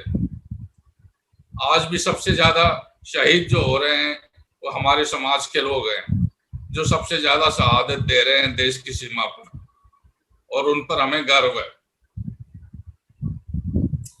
मैं आप सबको अनुरोध करूंगा कि हमारे क्षत्रिय लोगों में ये मूल भावना है कि हम सेना के लिए बिल्कुल बने हुए हैं, फिट हैं, तैयार हैं। हमें इसकी तैयारी की जरूरत नहीं है, हमारे खून में, रग रग में शौर्यता भरी हुई है। तो हमें बच्चों को थोड़ा प्रेरित करना है कि वह सेना में जाए, अपना कैरियर बनाए। जो बच्चे ज्यादा नहीं पढ़ सकते, कम पढ़ते हैं, 10वीं 12वीं, उनको सिपाही के तौर पे जाना चाहिए, कोई बुराई नहीं है। जो बच्चे थोड़ा पढ़ लिख सकते हैं उनको अफसर बनना चाहिए, 12वीं के बाद एनडीए की तरह से जाना चाहिए, और ग्रेजुएशन के बाद उनको सीडीएस के माध्यम से सेना में जाना चाहिए। और जो डिग्री कर लेते हैं या एनसीसी से सर्टिफिकेट ले लेते हैं, उनका डायरेक्ट इंटरव्यू होता है और उससे वो अधिकारी बन सकते हैं सेना में। बहुत ही आसान तरीका है सेना में अधिकारी बनने का, और आपके बच्चे 20-21 साल में क्लास 1 गेजेटेड ऑफिसर बन जाते हैं। आप RS IAS बनाओगे, पढ़ते पढ़ते 10 साल लग जाएंगे, 30 साल में जाके वो बनेंगे। तब तक सेना में वो 10 साल की नौकरी कर चुका होगा, एक मेजर साहब बन चुका होता है, और अच्छी सर्विस है। इसलिए प्रेरित करो बच्चों को कि सेना में जाएं, और बहुत आसान है, कोई मुश्किल कंपटीशन नहीं है। एक सिंपल रिटन टेस्ट होता है जिसको हर कोई पास कर लेता है, फिर एक इंटरव्यू होता है जिसमें वो कोई खास पढ़ाई की चीजें नहीं पूछी जाती। इसमें आम चीज यही देखी जाती है कि इसके अंदर लीडरशिप क्वालिटीज है कि नहीं, और ऑफिसर लाइक क्वालिटीज है कि नहीं। वो हमारे बच्चों में भरी होती है, खानदानी हमारी हेरिडिटी में है, तो उसमें हमें कोई तैयारी की जरूरत ही नहीं है। हम आसानी से अपने बच्चों को अधिकारी बना सकते हैं, इसमें आप थोड़ा ध्यान दें। अभी कोरोना काल की महामारी जो सेकंड वेव आई है बहुत खतरनाक है, और जिसका आज टॉपिक भी है हमारा इसका। मैं आपको ये बताना चाहूंगा कि इस दुखद घड़ी में हमारे गांव में, हमारे समाज में हमको देखना है कि जिस परिवार से अगर किसी परिवार का मुखिया इस बीमारी के कारण चला गया है, तो उसको हमने परिवार को सहायता देना है, आर्थिक सहायता देना है, मनोबल देना है, और जो भी कुछ हम उनके बच्चों के लिए, शिक्षा के लिए कुछ कर सकते हैं, वो हमें मिलजुल के उनको सहयोग करना है। ये हमें ध्यान रखना है। कुछ समाज की कुरीतियां है जो हमें धीरे धीरे करके हटाना है और हमारे समाज को आगे बढ़ाना है, जिसमें से कुछ दहेज प्रथा है, जैसे बाकी समाज इस चीज से निकल गए हैं आगे, हम अभी भी इसी में फंसे हुए हैं। तो ये हमें दहेज प्रथा को धीरे धीरे हटाना है हमारे समाज से। मृत्यु भोज है, दारू मांस का अधिक सेवन वो है, ये सब चीजें हमें कम करनी है। ज्यादा प्रयोग, दारू मांस अधिक प्रयोग नुकसान करता है। लिमिट में कोई चीज हो तो वो ठीक है, वो नुकसान नहीं करती है, तो उसका हमें समाज को प्रेरित करना है, बताना है। हमें सबको एकजुट मिलजुल के रहना है, अपने समाज को आपस में एक दूसरे को सहयोग करना है, जहां भी हम मिलते हैं एक दूसरे का सहयोग करना है। और आजकल प्रजातंत्र है, लोकतंत्र है, सरकार इसी के माध्यम से बनती है। राज सरकार का है, आजकल हमारे राज चले गए हैं, तो हमें सरकार में अपनी भागीदारी बनाए रखनी है ताकि हमारे काम आसानी से होते रहे। हमें इससे भागना नहीं है, अपने इलाके में मिलके रहना है, अपना वोट बैंक मजबूत बनाना है ताकि कोई भी क्षेत्र का नेता हो, किसी भी पार्टी का नेता हो, कोई भी सरकार हो, उसको ये लगे कि बिना राजपूतों के हम जीतना मुश्किल है या बिना राजपूतों के सहयोग के हमारी सरकार बनना मुश्किल है। इसलिए हमें अपने आप को मिलकर अपने वोट बैंक को मजबूत करना है और एक साथ रहना है और एकजुट होके हमें सरकार चुनना है। तो इसमें हमें भागीदारी बनाए रखना बहुत जरूरी है। हमारे समाज के बहुत कम लीडर रह गए हैं, बहुत कम नेता है जो आज राजनीति में है, लेकिन जो भी हैं वो बहुत अच्छा काम कर रहे हैं। उनका हमें सहयोग करना है, चाहे वो किसी भी पार्टी का हो। अब अगर वो हमारी जाति का है तो हमें उनको बहुत सहयोग करना है और उनका साथ देना है, ताकि हम और जो भी उभरते हुए जो हमारे लीडर हैं, जो हमारे नेता हैं, उनका हमने मनोबल बढ़ाना है और साथ देना है, ताकि ज्यादा से ज्यादा राजनीति में और सरकार में हमारी जाति के लोग नेता बन सके। बस इतना ही, इसी के साथ मैं अपने वाणी को समाप्त करता हूँ। बहुत बहुत धन्यवाद मुझे बोलने का मौका दिया। जय माता जी की, जय रघुनाथ जी। जय रघुनाथ जी के साहब, बहुत बहुत धन्यवाद कर्नल साहब, बहुत बहुत आभार। आपने बड़ी ही रोचक और ज्ञानवर्धक जानकारी समाज को उपलब्ध कराई, बहुत बहुत आभार आपका। थैंक यू सर, धन्यवाद, बहुत बहुत धन्यवाद। अगले वक्ता के रूप में उद्बोधन के लिए हमारे बीच लोहरवाड़ा ठिकाने के भंवर सिंह जी नाथावत IPS साहब, जो वर्तमान में अजमेर में GRP पुलिस अधीक्षक हैं, आप भी जुड़े हुए हैं हमसे। आपसे भी मैं अनुरोध करूंगा कि आप भी अपना उद्बोधन फरमाएं। भंवर सिंह जी नाथावत। सबको नमस्कार। मोती सिंह साहब ने जो एक आज मंच दिया है, इसमें एक वास्तव में एक दूसरे से जुड़ने का तारतम्य दिया है, उसके लिए उनको बहुत सारी शुभकामनाएं, बधाइयां। मेरा तो सिर्फ यही कहना है कि इस कोरोना काल में, संकट के काल में, प्रतियोगिता के काल में हम सब मिलकर एक रहें, एक रहकर आगे बढ़ें और आगे बढ़ने के क्रम में प्रतियोगिता के इस युग में अपने आप को हर दृष्टि से अपडेट रखें। और चूंकि कहा यही जाता है कि नॉलेज इज पावर, और नॉलेज इज पावर आज की तारीख में, तो हर दृष्टि से हमको अपडेट रहना है। हर दृष्टि से अपडेट रह के अपने इतिहास से सीख लेते हुए हमें आगे बढ़ना है, डटकर प्रयास करना है, हिम्मत नहीं हारनी है।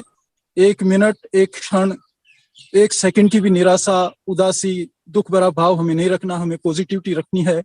और इस कोरोना काल में पूर्ण मनोयोग के साथ अपन योग करके, प्राणायाम करके, अपने आप को मोटिवेट रख के, हर दृष्टि से तत्पर रख के आगे बढ़ें। और ये जो शिरोमणि नाथावत मंच है, इसको, इस मंच के तहत ऐसी जो सामाजिक और ऐसी कल्याणकारी और इस समाज के निमित्त मोटिवेटेड जो जितने भी कार्यक्रम बार बार होते रहते हैं, मैं मोती सिंह साहब को और इस मंच से सभी जुड़े लोगों को धन्यवाद ज्ञापित करता हूँ। धन्यवाद। जय हिंद। परिवारजनों के बीच पधारे आप और हमारा मार्गदर्शन किया, आपके लिए बहुत बहुत धन्यवाद, बहुत बहुत आभार।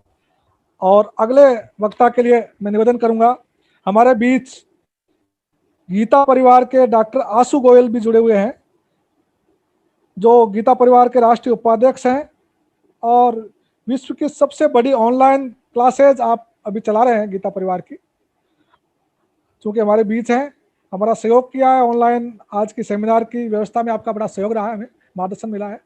तो आपसे भी अनुरोध करेंगे कि आप भी अपनी बात फरमाएं। डॉक्टर गोयल साहब फरमाए होगा। वसुदेव सुतं देवं कंस चाणूरमर्दनं देवकी परमानंदं कृष्णं वंदे जगद्गुरुम। सभी को जय श्री कृष्ण और प्रणाम। बाबा निरंजन नाथ जी के चरणों में प्रणिपात करता हूं और आप सभी नाथावत बंधुओं को देखकर अपने हर्ष और आनंद की अनुभूति व्यक्त करता हूं। इस प्रकार के अन्य समाज के कार्यक्रम में जाने का मेरा बहुत अनुभव नहीं है, लेकिन आज मुझे यहाँ आकर अच्छा लग रहा है कि आपने जब इस कार्यक्रम का आयोजन किया तो उसकी भूमिका बहुत अच्छी रखी। मुझे इसका जो जूम इनवाइट मिला उसमें लिखा था कि आदर्श समाज में के निर्माण में हमारी क्या भूमिका हो।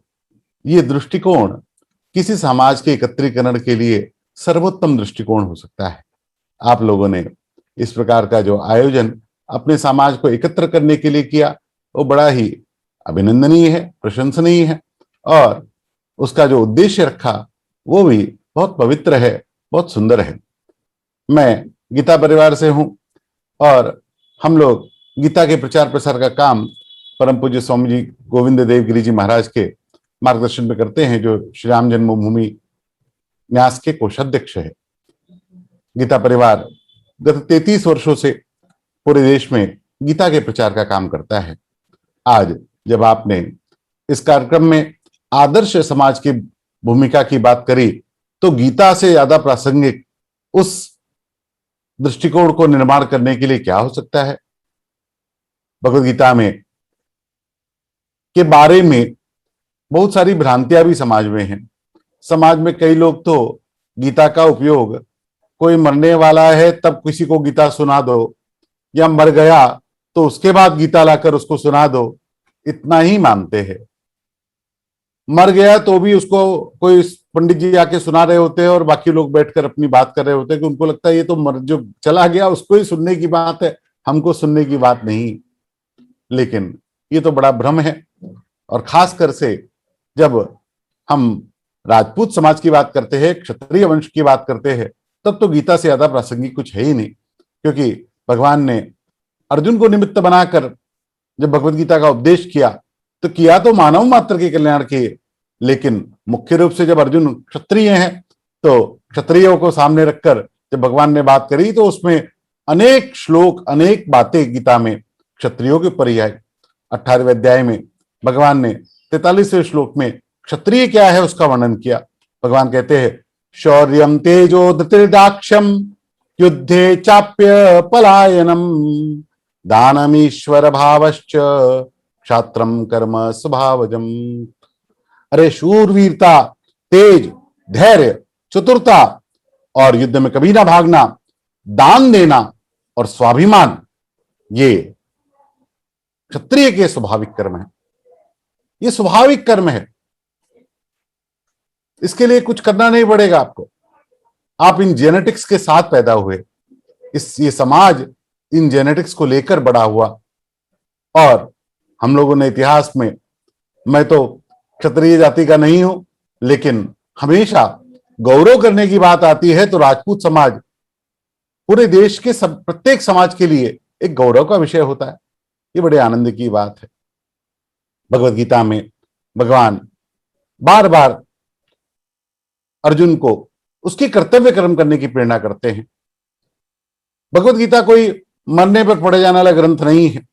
भगवत गीता तो सभी समय में, हर क्षेत्र में विजय दिलाने वाला ग्रंथ है।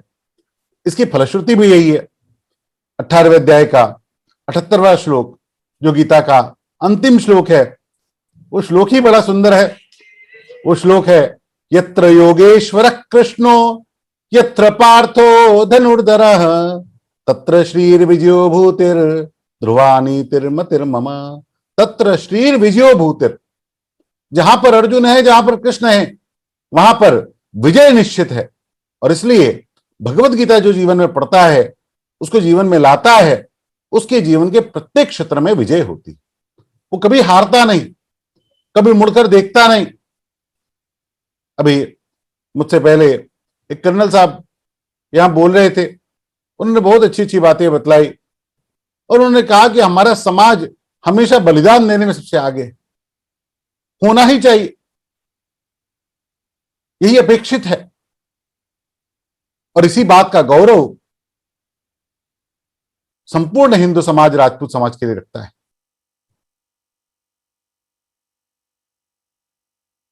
भगवान जब अर्जुन को कहते हैं कि युद्ध तो तुमको करना ही पड़ेगा, तुम सोच रहे हो कि मैं जाऊंगा, संन्यास ले लूंगा, भिक्षा का अन्न मांगे खा के रह लूंगा, लेकिन अपने प्रिय संबंधियों से युद्ध नहीं करूंगा। अर्जुन, तुम ये कर नहीं पाओगे।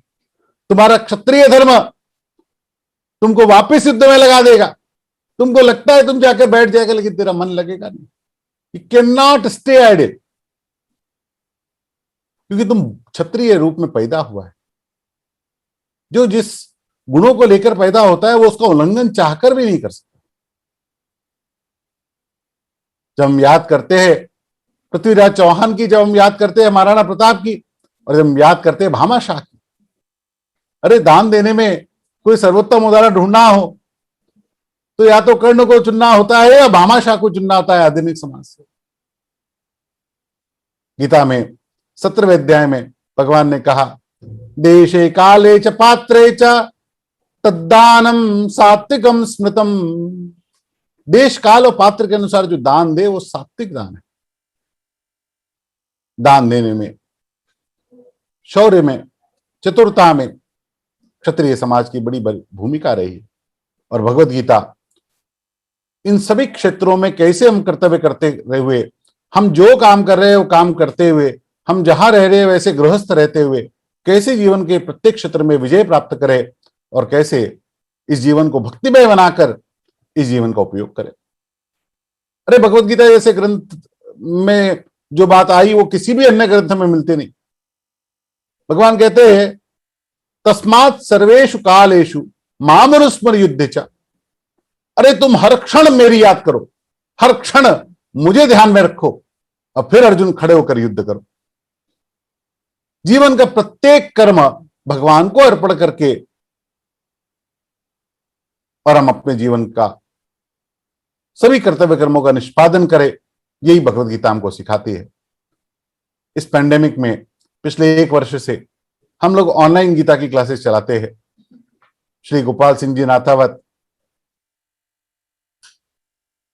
वो हमारी गीता कक्षा में प्रशिक्षार्थी के रूप में जड़े और आज व्यवस्थापन के रूप में उसका बहुत सारा काम भी संभालते हैं। उन्होंने आज मुझे कहा कि भैया ऐसा हमारा कार्यक्रम है, इसमें अगर आप आएंगे और कुछ गीता पर कहेंगे तो मुझे अच्छा लगेगा।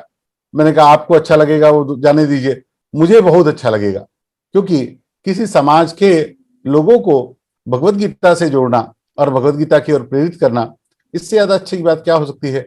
और आदर्श समाज की भूमिका में भगवत गीता से ज्यादा अच्छा मार्गदर्शन क्या हो सकता है। गीता के समान कल्याण उपयोगी ग्रंथ मानव मात्र के लिए दूसरा कोई नहीं, ऐसा गीता प्रेस के संस्थापक सेठ जी श्री जयदयाल जी गोयनका, उन्होंने गीता की भूमिका में लिखा। सबसे छोटा ग्रंथ है संसार का ये, लेकिन संसार के लिए, मानव मात्र के लिए सबसे कल्याणकारी। आप सभी अपने जीवन में विजय को धारण करें, आप सभी अपने जीवन में कल्याण का मार्ग धारण करें और आप सभी अपने जीवन में उत्थान का मार्ग धारण करें। यही भगवत गीता का संदेश है और यही मैं आपके बीच में कहना चाहता हूं। मुझे आपने आज आपके बीच में आके कहने का अवसर दिया, बड़ा आनंद हुआ। सभी को गीता सीखने के लिए फ्री ऑनलाइन गीता क्लासेस है, learngita.com/reg, इस पे जाके आप रजिस्टर कर सकते हैं और जुलाई में अब जो अगला बैच शुरू होगा उसमें आकर निःशुल्क संस्कृत में शुद्ध उच्चारण में भगवत गीता पढ़ना सीख सकते हैं।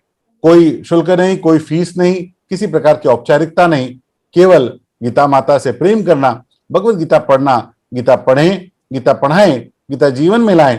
ये परम पूज्य स्वामी जी का सूत्र वाक्य लेकर हम सब लोग सेवा कार्य में लगे हैं। मैं आपको भी आह्वान करता हूं, आइए गीता सीखिए, गीता सीखकर गीता को जानिए और जानकर अपने जीवन को प्रशस्त करिए, अपने जीवन को उच्च बनाइए। सभी का बहुत बहुत धन्यवाद। सभी को जय श्री कृष्ण। जय श्री कृष्ण। बहुत बहुत आभार, साधुवाद आसू भैया, बहुत ही बड़ी ज्ञानवर्धक उपयोगी जानकारी आपने के लिए, हमारे बीच पधारने के लिए। और अब हमारा समय भी हो रहा है, बाबा हमें संबोधित करेंगे, आशीर्वचन देंगे, प्रवचन देंगे बाबा निरंजन नाथ जी। उससे पहले एक वक्ता हो रहे डॉक्टर केपी सिंह साहब। Doctor KP Singh ji medical officer है और चौबारा ठिकाने से, अलवर जिले में नाथावतों का ठिकाना है चौबारा। वहाँ के डॉक्टर केपी सिंह साहब हमारे बीच जुड़े हुए हैं, जो वर्तमान में मेडिकल ऑफिसर जयपुर में सेवाएं दे रहे हैं। आप हमारे बीच हैं, आपका भी हम उद्बोधन सुनना चाहेंगे। तो डॉक्टर साहब फरमाएं आप। डॉक्टर कुशलपाल सिंह साहब। सर्वप्रथम मैं नाथा शिरोमणि समाज के सभी जो कार्यकर्ता महानुभाव हैं उनका मैं स्वागत करता हूं कि आपने इस पैंडेमिक समय में हम सभी नाथावत परिवारों को, जो दूर दराज में एक साल से बैठे हुए हैं और बड़े इस कोविड काल में सब लोग जो है परेशान हो रहे हैं, उसके लिए आपने हम सबको जोड़ करके एक ही बहुत अच्छा जो है कार्यक्रम आयोजित किया है। इसके लिए मैं आप सब लोगों का आभार प्रदर्शित करता हूं मेरी तरफ से। सर्वप्रथम मैं आपसे निवेदन करना चाह रहा हूं कि मैं जो है जयपुर में एज ए झोटवाड़ा ब्लॉक का ब्लॉक लेवल अफसर आयुर्वेदिक डॉक्टर हूं और मेरी पोस्टिंग यहाँ झोटवाड़ा ब्लॉक में है। और वर्तमान में मैं 1 महीने से SMS के जो कोविड सेंटर है, कंट्रोल रूम को मैं देख रहा हूँ। शाम को 2 बजे से लेकर रात के 10 बजे तक मेरी ड्यूटी है। वहाँ हमारा कंट्रोल रूम है। पूरे जयपुर जिले में कोविड के जितने पेशेंट जो हमारे से वहाँ कॉन्टेक्ट में रहते हैं, हम लोग उनकी जो सेवा कर सके राजस्थान सरकार की तरफ से, उनको बेड अलॉट कराना, उनके मेडिसिन व्यवस्था कराना, ये सारा काम जो है अभी हमारे पास है।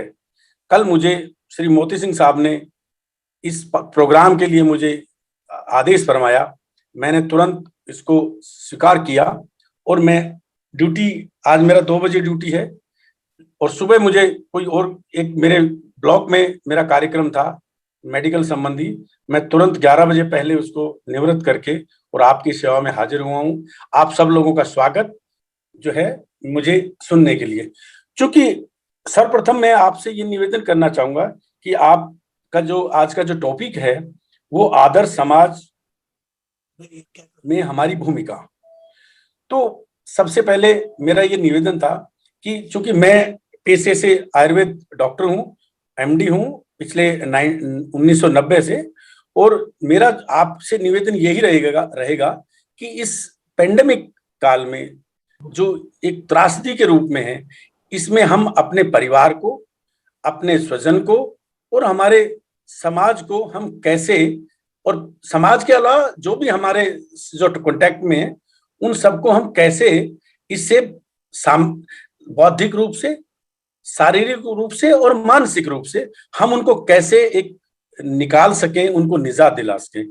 तो मेरा एक सबसे पहले निवेदन यही रहेगा आपको कि इसमें घबराने की कोई बात नहीं है।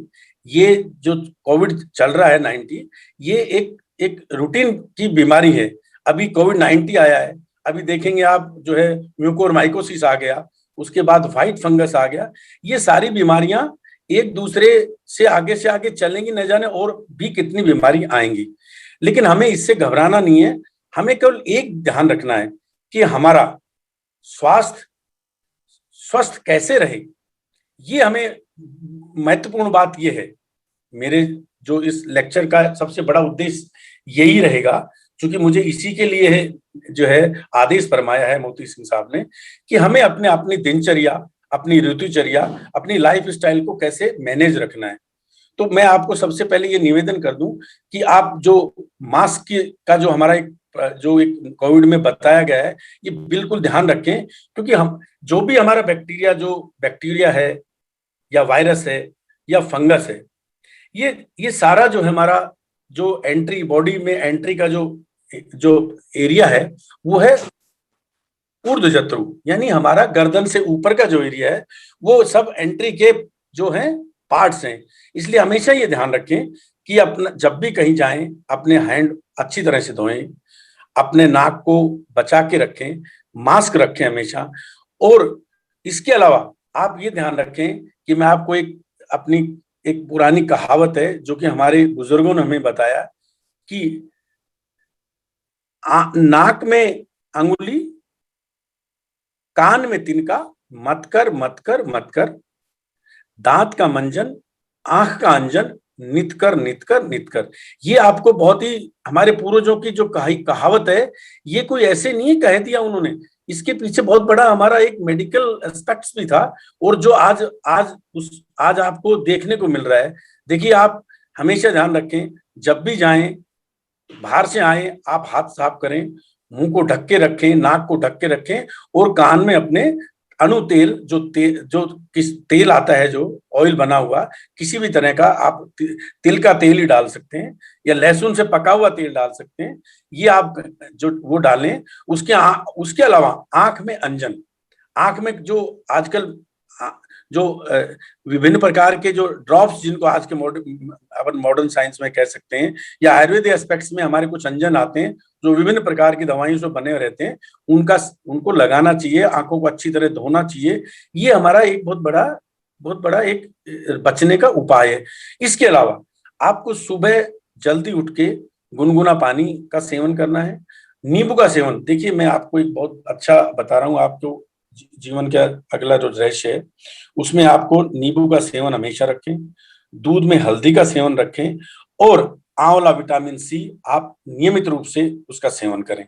ये आपके लिए बहुत उपयोगी सिद्ध होगा और आपकी इम्यूनिटी पावर जितनी अच्छी रहेगी उतना ही आप निरोग रहेंगे। ये मैं आपको एक बहुत अच्छा एक जो चिकित्सकीय जो आप स्वयं कर सकते हो, उसके लिए मैं आपको निवेदन कर रहा हूँ। आप ये ध्यान रखना है। उसके अलावा इन दिनों में आहार का सेवन, ऋतु के अनुसार आहार का सेवन करिए। गरिष्ठ आहार जो डाइजेस्ट नहीं हो पाए, इस तरह के आहार को वर्ज करें। ज्यादा चीजें, ऐसी चीजें नहीं खाएं जो अपने स्वास्थ्य के लिए प्रतिकूल हों। ये मैं आपको जो है आज इस सेमिनार के द्वारा मैं आपको निवेदन करने जा रहा हूं। और मेरा एक निवेदन है कि किसी भी तरह का मेरी तरफ से एक चिकित्सकीय जुड़ाव के नाते मैं आपसे निवेदन करना चाहूंगा कि कोई भी भाई मेरे लायक जो भी सेवा है, SMS में अभी मैं वही हूं, किसी भी तरह का कोई सेवा है आप मुझे बताइए। मेरा नंबर आप मोती सिंह साहब से ले सकते हैं। वीरो शिरोमणि में मैं जुड़ा हुआ हूं और मैं मानसरोवर जयपुर में पिछले 30 साल से रह रहा हूं और पोस्टिंग मेरी यही झोटवाड़ा ब्लॉक में आती है। आपका बहुत बहुत धन्यवाद, आपने मुझे समय दिया। Thank you very much. बहुत बहुत धन्यवाद डॉक्टर साहब, अपना अमूल्य समय निकाल के आपने बड़ी उपयोगी बातें हमें फरमाई। बहुत बहुत आभार, साधुवाद आपका। और अब मैं, जिनका हमें इंतजार था, हमारे आज के कार्यक्रम के मुख्य वक्ता बाबा निरंजन नाथ जी, जो राजपूत समाज से ही हैं और हमारे नाथावत के भांजे हैं। आप बाबा 75 ईयर्स ओल्ड, 75 वर्ष के हैं और 72 में आप MSc गोल्ड मेडलिस्ट है उदयपुर से। बड़ा गर्व है हमें कि हमारे भांजे आज संत होकर के समाज की संत रूप में सेवाएं दे रहे हैं। आपका उद्बोधन प्रवचन के लिए हम काफ़ी देर से इंतजार करें सभी लोग, तो ज़्यादा रुकावट नहीं डालते हुए सीधे महाराज श्री से प्रार्थना करूंगा कि आप हमारा मार्गदर्शन करें, आशीर्वचन फरमाएं, प्रवचन देवें। महाराज श्री बाबा निरंजन नाथ जी, फरमाएं हुक्म। सभी बंधुओं को जय रघुनाथ जी की, जय माता जी की, जय श्री राम। जय श्री राम। इतने सब वक्ताओं को सुनने के पश्चात मैं क्या बोलूं, कुछ समझ में नहीं आ रहा। जो कुछ याद किया था वो भूल गया और जो कुछ सुन रहा था मैं समझा इससे बढ़िया तो कोई बात ही नहीं, दूसरी बात क्या कहनी है।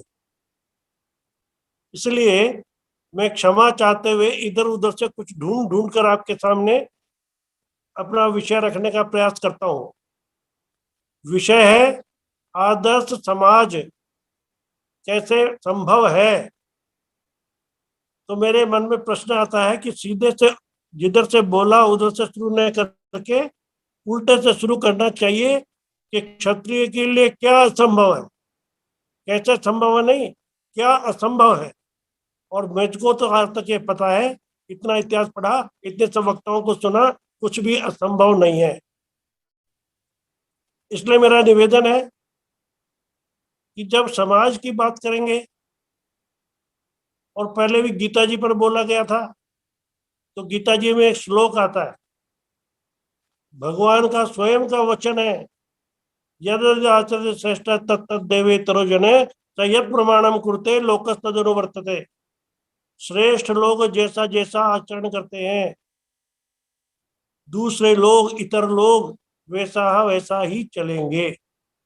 अभी अभी डॉक्टर साहब बोल रहे थे कि ये ऊपर का हिस्सा है, इसमें ही सबसे ज्यादा प्रभाव होता है। तो श्रेष्ठ ने जो ऊपर का है, वो अगर वो सही चलेगा, वो राणा प्रताप के साथ चलेगा, वो रावण के साथ चलेगा, वो राम के साथ चलेगा, वो अकबर के साथ चलेगा, वो अंग्रेजों के साथ चलेगा, वो भगत सिंह के साथ चलेगा, वो गुरु गोविंद सिंह के साथ चलेगा, ऊपर वाला क्या करेगा, नीचे वाले भी वैसा ही करेंगे। इसलिए मेरा निवेदन है, इस श्लोक पर पक्का ध्यान रखना चाहिए। और डॉक्टर साहब ने जो कहा, ऊपर पे ज्यादा इन्फेक्शन होता है, तो ऊपर में अगर खराबी हो तो नीचे खराबी हो जाती है। अभी अभी आज के परिप्रेक्ष्य में, आज क्या क्या है, टीवी है, ये है, वो है, आज की शिक्षा पद्धति है, और वो भी अंग्रेजों की चलाई हुई है। इन सब बातों पर मैं समय नहीं गंवाना चाहता, लेकिन इन सब में से हम हमारे समाज को कैसे ढालें, समाज कहाँ से चलेगा, समाज या तो हमसे चलेगा या जो नए बच्चे आ रहे हैं उनमें से चलेगा। तो नए बच्चे आ रहे हैं, उनमें क्या शिक्षा होनी चाहिए, क्या संस्कार होना चाहिए। समाज संस्कार से चलता है, और संस्कार कहाँ से आता है, संस्कार के लिए एक बहुत अच्छी बात, जब हम बोलते हैं ना जय रघुनाथ जी की, तो रघुनाथ जी की जीवन की कहानी एक छोटी सी चौपाई में बताई गई है। तुलसीदास जी महाराज ने लिखी है, रकुल रीत सदा चली आई, प्राण जाए पर वचन न जाई। ये भगवान की स्मृति है। जैसे हमने आज संस्थान बना रखा है स्मृति में, नाथा जी की स्मृति में, तो हमको अपनी स्मृति याद रहे, हमको हमारा पुराण याद रहे, हमको हमारा इतिहास याद रहे, हमको हमारे पूर्वज याद रहे। ये मैं इसलिए निवेदन कर रहा हूँ कि शिव महापुराण में एक स्तुति है, स्तोत्र है, उसका नाम है शिव अष्टमूर्ति स्तोत्र। शंकर भगवान की 8 मूर्तियां हैं, शिव अष्टमूर्ति स्तोत्र। वो 8 मूर्तियां कौन सी है, इसको बताने में भी काफी समय लगता है, लेकिन मैं केवल 3 मूर्तियों के बारे में पहले बताता हूँ। वो बोलते हैं, सूर्य, स्तोत्र में लिखा हुआ है, सूर्य ये भी भगवान की एक प्रकट मूर्ति है। चंद्रमा ये भी भगवान की एक प्रकट मूर्ति है। हमारे बाप दादा ने जितने भी नगर बसाए ना, उसमें एक तरफ चांद पोल है, एक तरफ सूरज पोल है। ये भगवान की मूर्ति का नाम है, उसके ऊपर नाम रखा है।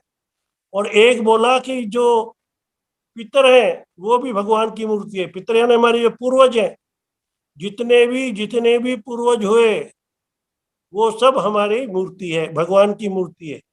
तो उन सब का स्मरण रखना, अपने पूर्वजों का ध्यान रखना, प्राण जाए पर वचन न जाई, ये हमारी एक परंपरा है।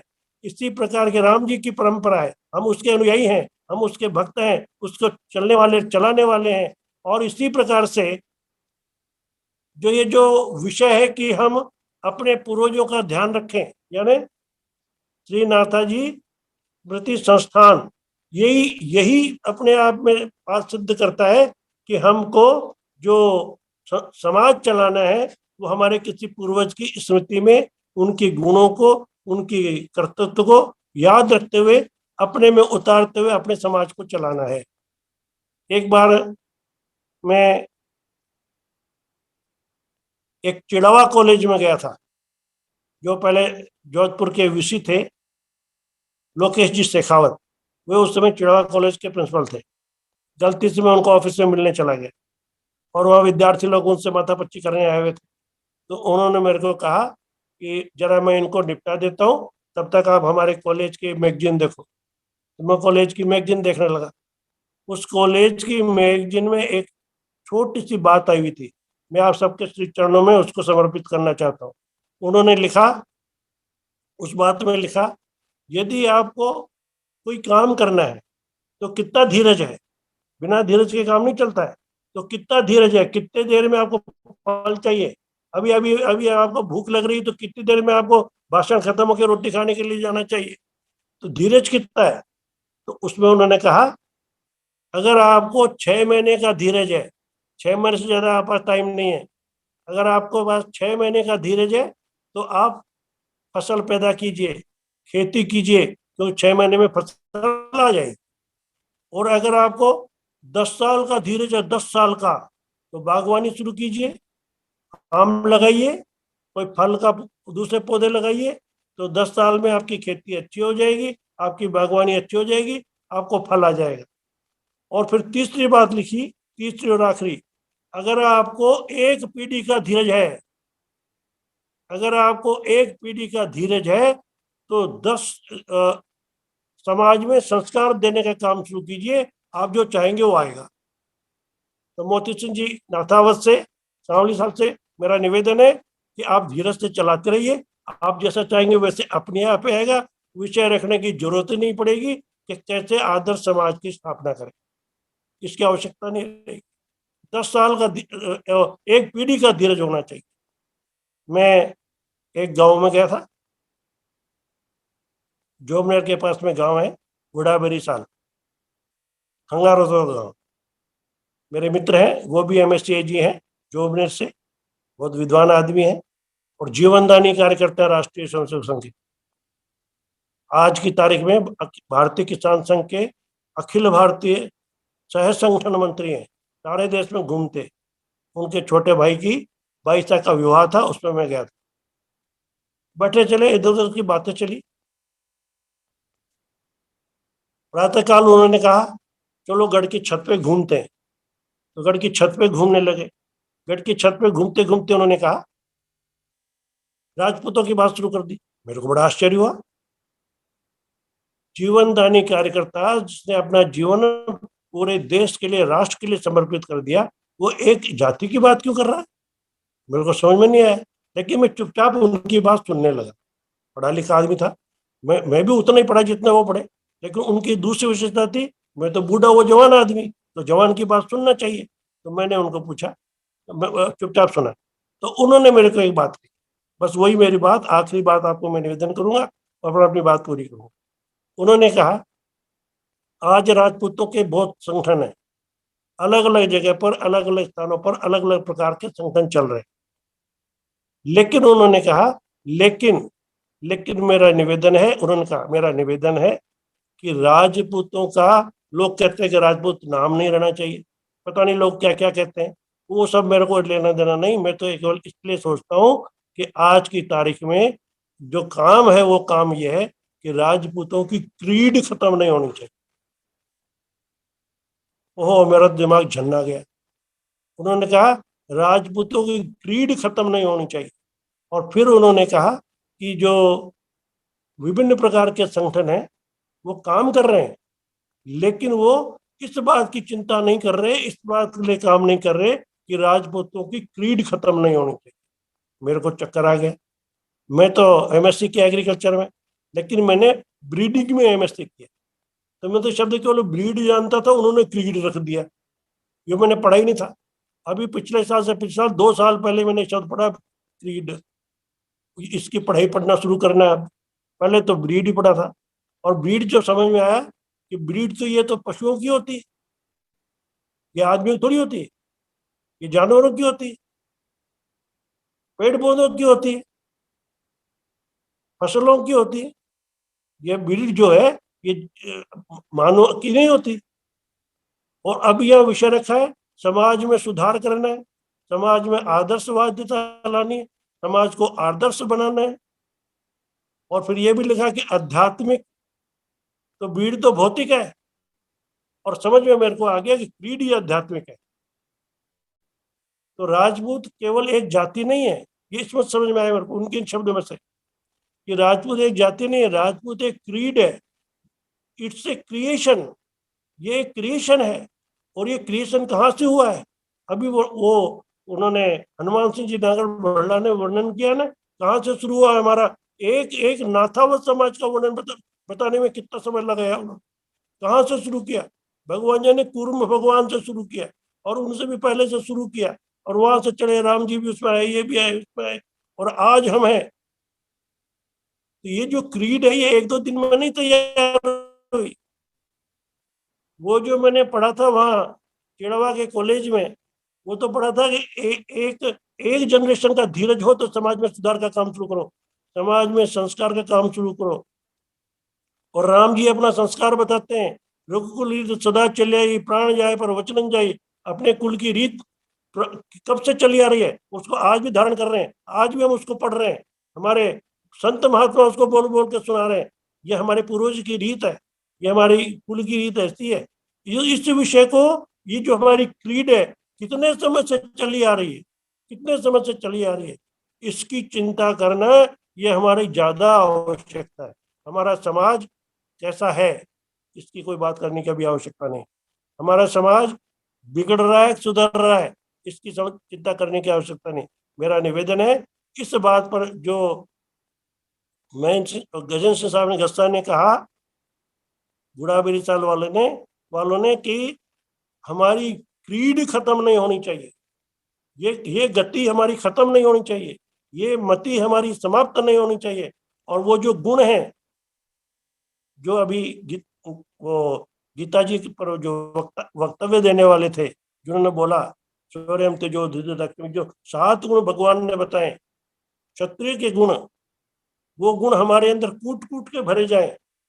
जो भरे हुए हैं वो समाप्त न हो, जो उनमें कुछ तो कभी कभी जंग लग जाता है, वो वापस सही हो, वो जंग खत्म हो, पॉलिश्ड हो, व्यवस्था के अनुसार चलने वाला हो, सद्गुण संपन्न हो, और विजय प्राप्त करने वाला हो। और विजय केवल युद्ध में नहीं, वो तो युद्ध तो विजय करना ही करना है, लेकिन कंपटीशन में विजय प्राप्त हो। और कंपटीशन केवल एक दूसरे को नहीं, हर प्रकार का कंपटीशन जीवन में, हर प्रकार की आवश्यकता की पूर्ति करने के लिए हम लोग अपने समाज को आगे बढ़ा सकें। अपने के कारण से दूसरे में भी प्रतिस्पर्धा न जगे, लेकिन दूसरे में भी आगे बढ़ने की प्रेरणा जगे, ऐसा हम कर सके। इसके लिए एक मुझको पंक्ति याद आ गई मेवाड़ के बारे में। बाबूजी चतर सिंह जी ने लिखा, मेवाड़ा मेवाड़ बनाई रजवटरी पटशाला। मेवाड़ा मेवाड़ बनाई, बाबूजी ने लिखा, मेवाड़ा मेवाड़ बनाई रजवटरी पटशाला। रजपूत की पाठशाला उन्होंने मेवाड़ को बनाया। अब पप्पा रावल से लेकर आज तक का तो इतिहास में वहां का याद है, थोड़ा भूल गया हूँ, थोड़ा याद करता रहता हूँ। 1400 साल तक वो ये पाठशाला चलाते रहे, 1400 साल। अब कोई सोचे चट्टमंगनी पट में ऐसे कुछ हो जाए, संस्कार से नहीं आता। इस पाठशाला ऐसी है, संस्कारों की पाठशाला, सालों साल चलाना होता है, सालों साल चल रहा होता है, तब वो बीज उस प्रकार का निर्माण होता है, तब वो क्रीड उस प्रकार की निर्माण होती है। उस पंक्ति में आगे रजवट रावत वाला राजपूती की मट जाए, बट किस हो गए धन चल गए रस्सी पर, रस्सी दर्जा पर बढ़ रही है, वो बट बढ़ जाए, सर कटी जाए, बलिदान हो जाए, जोखन हो जाए, वो बट नहीं है। और उस वट के कारण से हमारी पूजा जो त्याग है, तपस्या है, बलिदान है, संघर्ष है, डटे रहना है, जिंदा रखना है, कह पलायन भागना नहीं है, तेजस्वी रहना है। ये सब रजवट का वट है, रजवट रहा वट वाला। जब किसी में गुण आते हैं, सांस्कृतिक दो विषय आते हैं, तो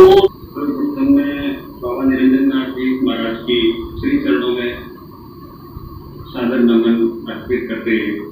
उनको धन्यवाद ज्ञापित तो मैं नहीं कर पाऊंगा।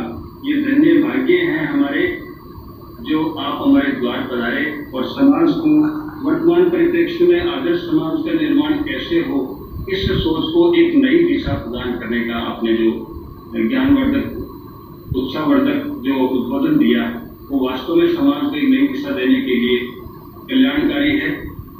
आप इस कार्यक्रम में अपना अमूल्य समय देकर के पधारे, इसके लिए मैं नाथावत परिवार की तरफ से आपका आभार प्रकट करता हूँ। नाथावत परिवार आपका रेडी रहेगा। साथ ही हमारे वक्ताओं में डॉक्टर राज सिंह जी जो अमेरिका से जुड़े और उन्होंने समाज कल्याण हेतु जो कार्यक्रम चला रखे हैं उनके बारे में बताया है।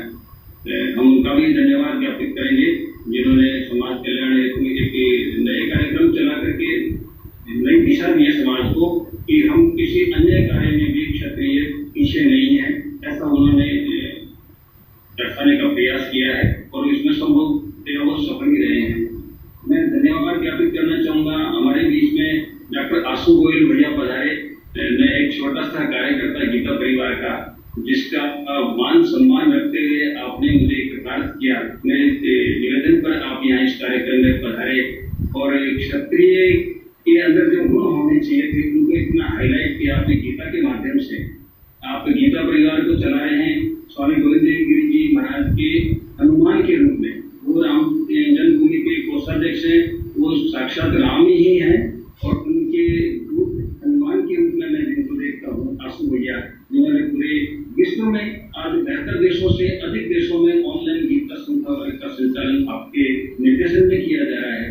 मैं आपका भी धन्यवाद तो मैं ज्ञापित नहीं कर सकता भैया, लेकिन मैं आपका रेडी रहूंगा कि आपने अपना अमूल्य समय निकाल करके हमारे इस समाज को भी आपने ज्ञानवर्धक बातें बताई और समाज को एक नई दिशा और एक बृहद विचार रखने का जो एक संबोधन दिया, वास्तव में समाज आपका भी धन्यवाद ज्ञापित करता है।